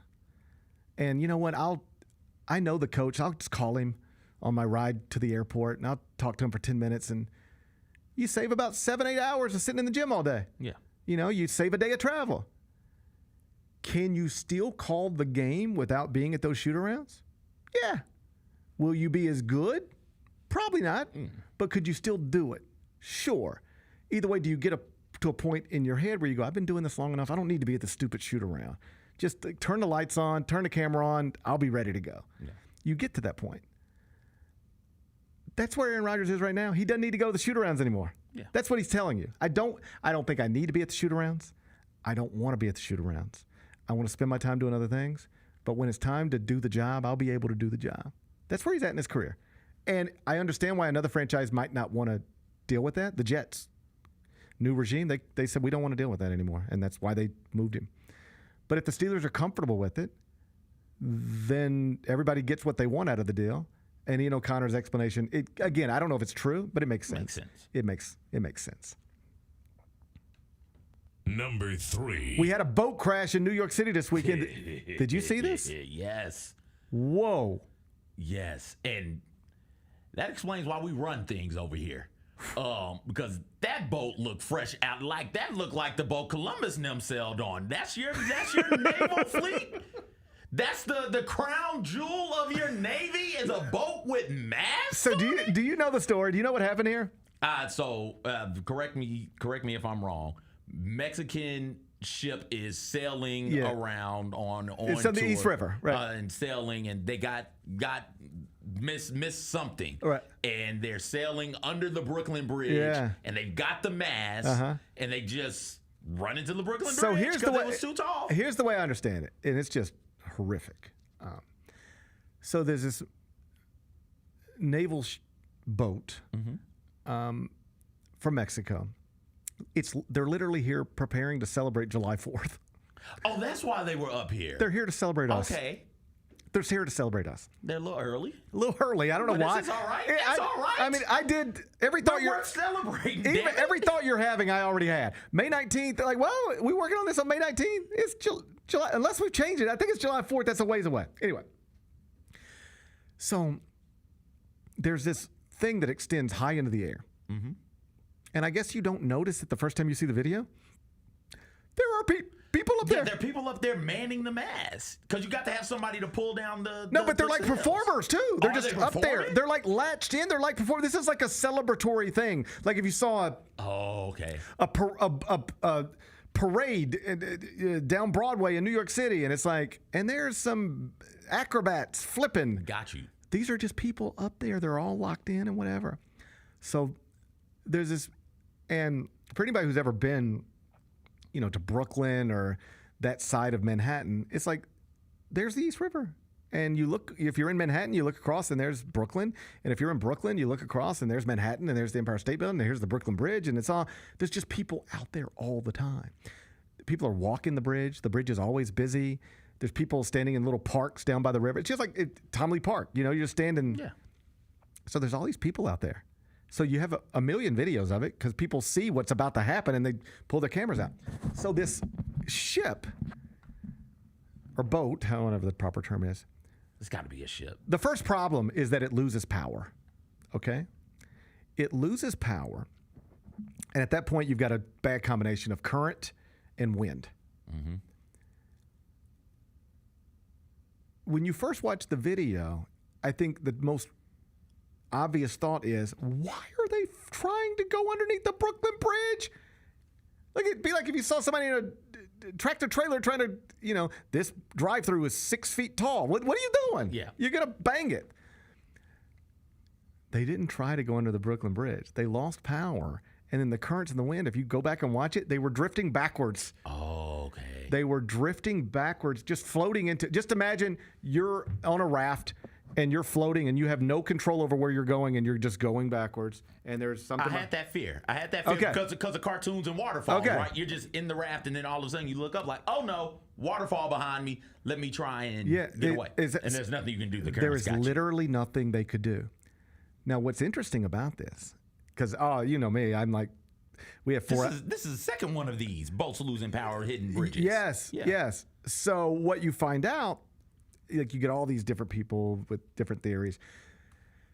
What you find out is this is possibly, if not undeniably, another example of us in America just not doing things the right way or in a more modernized way. What I mean is, like, we're having a bunch of air traffic controller problems all over the country now, most notably in Newark recently. And what we're now finding out is that our air traffic controllers are stressed. There's not enough of them. The technology has not been updated to where it should be. And we are really like gambling every day with commercial airlines. We usually win the gamble, win the bet, but we are not doing this in the safest way possible. So similarly with this, I was reading all about it. And like in Europe, for instance, if you had a boat docked like this, I mean, there's all these sort of regulations. You got to have a certain type of person on the boat and a certain type of person over here. But these other little like tugboats that would be positioned to help in these types of situations. In Europe, the tugboats they would use, they both have the ability to push and pull. Okay. They can latch onto you and they can pull you or they can push you. In America, at least in New York, on the East River, in this very specific place, the regulations are lessened, and you don't have. This boat could only, I want to say, push but not pull, or pull but not push. It could only do one of the two. And in this incident, it needed to be able to do the opposite of what it could do. If you go back and watch it, you actually see the tugboat like literally just looks like it's trying to block it, like it's setting a screen for it, because it was reduced to there's nothing else we can. This is about to happen. And if we don't, we can't pull it or we can't do what we need to do. What there are in other parts of the world, they would be able to handle this, no problem. But because of the regulations in America, they weren't equipped to handle it. And they just in slow motion, you just watch people die. Because what happens is this thing hits the bridge. They go back into it. These men and women are trapped on this thing. Not trapped, but they're tied to it. There's one video I saw. You see it hit the bridge, and it's just humans dangling. They're just dangling. And multiple people died. And the explanation might really be that we don't have the safety precautions in place to deal with these accidents that are going to happen. This is not the first boat that's ever lost power, and it won't be the last. But if you lose power, this was just a perfect storm of bad stuff. But it led to like multiple, just a scary scene. Again, that's like, there are people who flew to New York and had a list of things they wanted to see: Statue of Liberty, Freedom Tower, Empire State Building, Brooklyn Bridge. There was a family there, I guarantee you, who just flew to New York. They got their kids. They're standing over on the east side of Manhattan or in Brooklyn. They're looking at the Brooklyn Bridge, and they're like, let's take a family picture. And then they just watch people die. What a wild deal. I mean, metric system and apparently boat regulation. Two things we need to take from over yonder way and bring over here. Yeah, that's probably the lesson. Number 4. Boogie Fland, former Arkansas Razorback, played 1 year for John Calipari. Entered the draft, but has now withdrawn. He's going to be in the transfer portal and is on a visit to the University of Florida right now. Mike Miller, of course, is his agent, and I don't know the number exactly, but this is an indication of the type of money that's getting thrown around right now. Florida wins the national championship. They lose their backcourt, Walter Clayton Jr. They need guards. Suddenly, Boogie Fland's available. Upwards of $4 million is what I'm being told he might get to play at the University of Florida. So this is a perfect example of what we've been talking about. In a different era of the sport, a Boogie Fland just enters the NBA draft. In fact, when he got injured early in the season and it felt like his college career was probably over, or at least his season was over, all indications were, well, now he'll just enter the draft and get picked wherever he's picked, but his college career's done. This is the way you do it. Well, then somebody steps in and says, hey, you can do that. and you'll probably get picked 33rd, 43rd, whatever. You'll get a contract. But what if Florida just gave you $4 million to come play in the SEC, and you could then take that, have an incredible sophomore season, maybe win a national championship, and then enter the draft and be the 23rd pick instead of the 33rd, 44th? You want to try that? Yes. Yes. That's more interesting to these guys now. So I was on radio in Portland earlier, and we talking about some of this stuff, and this is where NIL is good for college basketball. I know that some fans don't like the transactional nature of everything, and I get that. I'm not dismissive of that. Like, if you're somebody who's like, I don't like these guys just changing schools for money all the time. I understand. I don't love this either. You know, I like my kids going, there's this incredible high school. I'm dating. It would be me, not my kids. But I like thinking there's this incredible high school player from Memphis named Elliot Perry, and now he's going to play for the Tigers, and he's going to play for the Tigers for 4 years. He's not going to play for the Tigers for 1 year, see how much money's out there, and then go play for Florida. So I don't like all this bouncing around either. But I like it better than I like the alternative, which is young people not making the money they deserve. Mm-hmm. And so I don't begrudge Boogie Fland for doing what he's doing or even hate the system. What I like more than anything is that NIL's keeping people in school. Maybe not at the same school, but it is keeping recognizable and talented college basketball players in school longer than they otherwise would be. I do not think this is a coincidence. You probably heard this last April. Final Four was set, and the 4 teams at the Final Four literally rated as 4 of the best 10 teams in the entire Ken Palm era, dating back to the late 90s. I hope people understand what that means. Take 1999, 2000, 2001, every season going through this season. Take every college basketball team that has ever existed in that time. 4 of the best 10 were playing college basketball this past season. You want to know why? At least I think why. Because you have more good players in college than ever, and you have coaches with the ability to plug holes with 22-year-olds instead of 18-year-olds. Mm-hmm. A different era of college basketball, Florida wins a national championship, loses its backcourt. Todd Golden has to try to replace Walter Clayton with a couple of high school players or guys off of his bench. You know who he's replacing them with now? Xavier Lee, all-conference guard from Princeton, and perhaps Boogie Fland, a McDonald's All-American from Arkansas. Not high school players. Yeah. You're replacing people you lost with older, better, more talented individuals. By extension, you end up with a better team. Mm-hmm. You get better teams, you get better basketball. That's what we're doing right now in college basketball. So I know it's frustrating, but we have more good players than we have had in a while coming back to school, and Boogie Fland's a great example of that. Number 5. Crazy weather last night. Did you survive it? Was it bad where you were? Yeah, I got woken up a couple of times by some thunder strikes. It's like, oh, that's nice, and snuggled right back in. I love a good, assuming nobody gets injured and property doesn't get damaged. I love a good thunderstorm. That's some good sleep right there. So I was in Oxford yesterday from like noon till 10:30 last night for baseball. And it just was, I don't know that I had a proper understanding of like what was happening up here. Because as we were driving home, my wife got multiple text messages from people, and they were like, are you guys okay? How is everything? And I was like, what's going on? And she was like, the weather's bad back home. And as we got close to home, it became clear that it was bad. And we're lucky, like we're fine. We clearly lost power at some point, but by the time we got home, we had power back. All of my patio furniture is at the bottom of my pool. There's a couch at the bottom of my pool right now. Gosh, how are you getting that out? I was going to ask you. How do you think? I don't know. I don't either. I'm hoping I have some strong neighbors or something. I don't know what to do. But you have to be able to swim down. It'd be nice if you had a boat to pull it up, right? You have to swim down and then hoist it up while you swim up. There's a couch 10 feet deep in my pool. It's 10 feet? It's the deep end. That sounds to me like that couch is just in the pool now. Couch might stay in the pool. Yeah. At the very least, it could be there for a while. So, okay, but we're lucky, right? Yeah. I have 2 friends who have trees in their houses right now. That's a bad place for a tree to be. You know, when you have like a baseball team, let's say there's 12 kids on it, and so there's like an app for that and a group chat, and everybody just talks to each other and wishes each other luck all the time. I don't know what it is. I mute it. But everybody likes to talk to each other.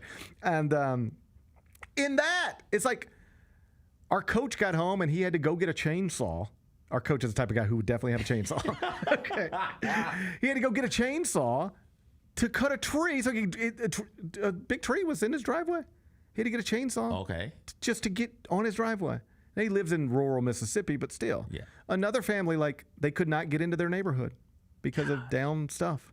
And even in my neighborhood, it was like, there's trees. It was wild last night. It was wild last night. Didn't get any of that where I was at. Got the thunder, got the lightning, got the rain. But outside of that, it was, to my knowledge, nothing. I don't think we lost power or anything. In Oxford, we had nothing. There was nothing down there. No indication whatsoever that there was bad weather anywhere. But, buddy, when we got closer to home, it was clear that the area had been through it a little bit. So good luck to everybody. Obviously, like, this can be devastating stuff. I want to be clear, like, my friends, they have trees going through their houses. They also have insurance, and they'll be fine. Okay. All right? But I know there are other people who might have trees on top of cars, and you're not fine. You know, a tree through your house and you're not fine. It could be financially devastating for families. And so you just hope as few as people as possible are dealing with that kind of stuff, because it got nasty last night. Be back with GP's Carryout.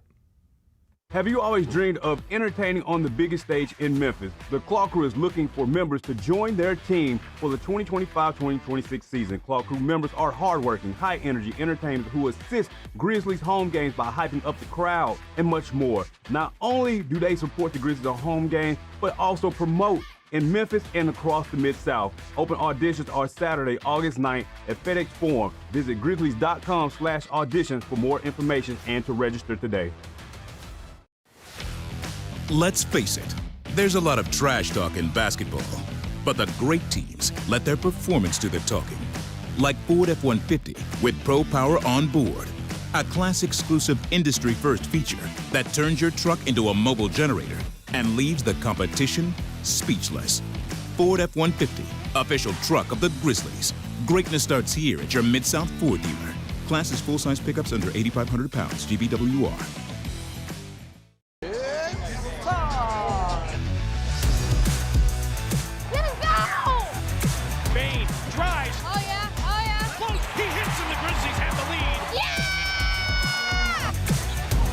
With a knockaway. Good defense. Durant attacking, spinning, hanging, and hitting. That's no show. Let's go.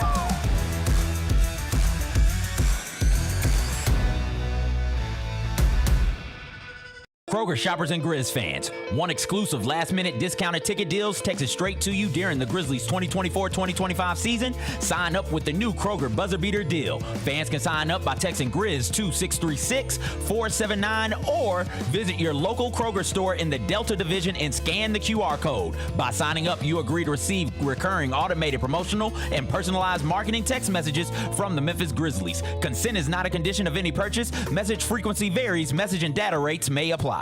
Sonic Radio. Welcome back to Sonic RNDIO. That spells radio with me, the CIO. This just in, the new Sonic $1.99 menu lets you build a crave-worthy meal for just $1.99 an item. Whether that's a creamy shake, crispy tots, or a quarter-pound double cheeseburger. This just out. Ostriches. They're mean, not very cute, and in my opinion, way too big for a bird. Don't miss the Sonic Fun 99 menu. 5 items, always $1.99. Live free, eat Sonic. Tax not included. See menu for details. We talked a little bit about Jalen Wells. Jalen Wells, man, he finished third in the balloting for NBA Rookie of the Year. He's going to be back. He's going to play in Summer League, and maybe he'll shoot some left-handed jumpers out there. Hey, Grizzlies fans, be sure to tune in to Grizzbeat, where the panel and I break down all things Grizzlies and take a look at the rest of the NBA as well. The show is live every Wednesday, 2 p.m. on YouTube at Grind City Media and the official Grind City Media app. I got some Cam Ward news for you, by the way. Let me hear it. You talk about being able to sell some jerseys. 7 minutes ago at his introductory press conference in Nashville, Warren Moon walks in. I give you permission to wear number 1. Oh, wow. He hands him the number 1 jersey. Oh, that's amazing. I'm going to give you permission to wear number 1. So he's going to have the number 1 Cam Ward jersey. That's amazing. We're rocking the Cam Ward number 1 Titans jersey. That's amazing. The Chris Vernon Show, live on weekdays at noon on YouTube at Grind City Media and the official Grind City Media app. The other thing that came out this week that we were talking about innovation and Nike and all that, they dropped these $900 hyper boots that 900. I mean, they're a recovery shoe apparently that you wear after sports, whatever. Who's buying it? Because all the athletes that we see, they're going to get seated this. So who's going to actually pay $900 for this? The Sneak Fest Show, live Tuesdays at 2 p.m. on Grind City Media on X, YouTube, and the official Grind City Media mobile app. It's time for GP's Carryout. One final segment filled with stuff to take with you. It's not everything you need to know, but it's most of it. What did we learn today? Whole bunch of stuff, but we mostly focused on the NBA playoffs because the Final Four is set. Timberwolves and Thunder in the West, Knicks and Pacers in the East. As we talked about, the Thunder are now heavy favorites, or at least undeniable favorites to not only win the series, but win the 2025 NBA title. People always like to get into conversations about this team versus the field, and it is not always true in the NBA, but it is now true. There is one team that is favored over the entire field as we sit here with 4 franchises remaining, and it is Oklahoma City. According to the betting markets, anything other than an Oklahoma City championship at this point would be surprising, so it'll be an interesting week. We'll see how both of those series get started. Game 1 in the West is tomorrow night. Game 1 in the East, we'll do that on Wednesday. What's today's biggest game? I'm going to take you to the WNBA, CJ. One game. It's on NBA TV tonight, 7 o'clock. It's the Storm and the Wings. So we have reached a point where just about any WNBA game you're going to have, and I don't think this was true even 5 years ago, it's going to have a person in it that even somebody who doesn't follow women's basketball they'll recognize the name. And here we are. This is an example of this. Storm Wings. Skylar Diggins on one side, Paige Becker's on the other.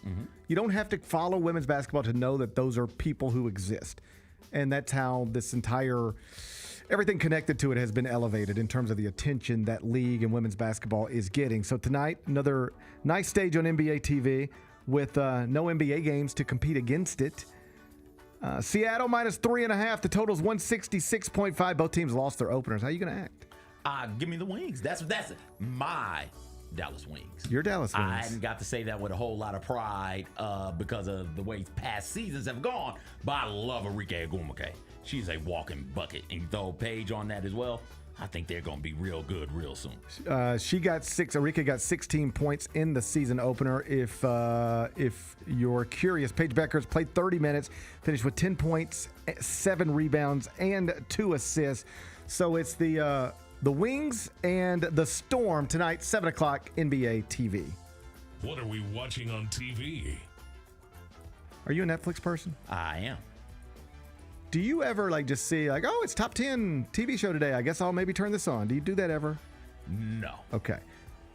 I did this with the Osama bin Laden documentary. It's come across. I just hadn't had a chance to watch it. It's called American Manhunt, Osama bin Laden. It was #1 on Netflix all weekend. It's a 3-part documentary. It's great. Okay. It is great.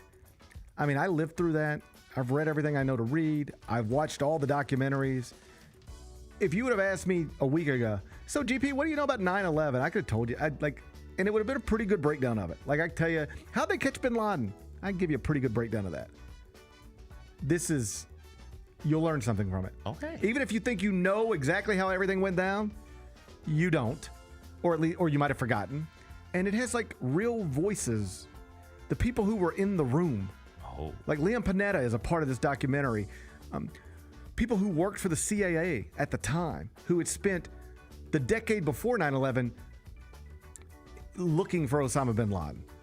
These CIA analysts, it's got real people as voices in this documentary.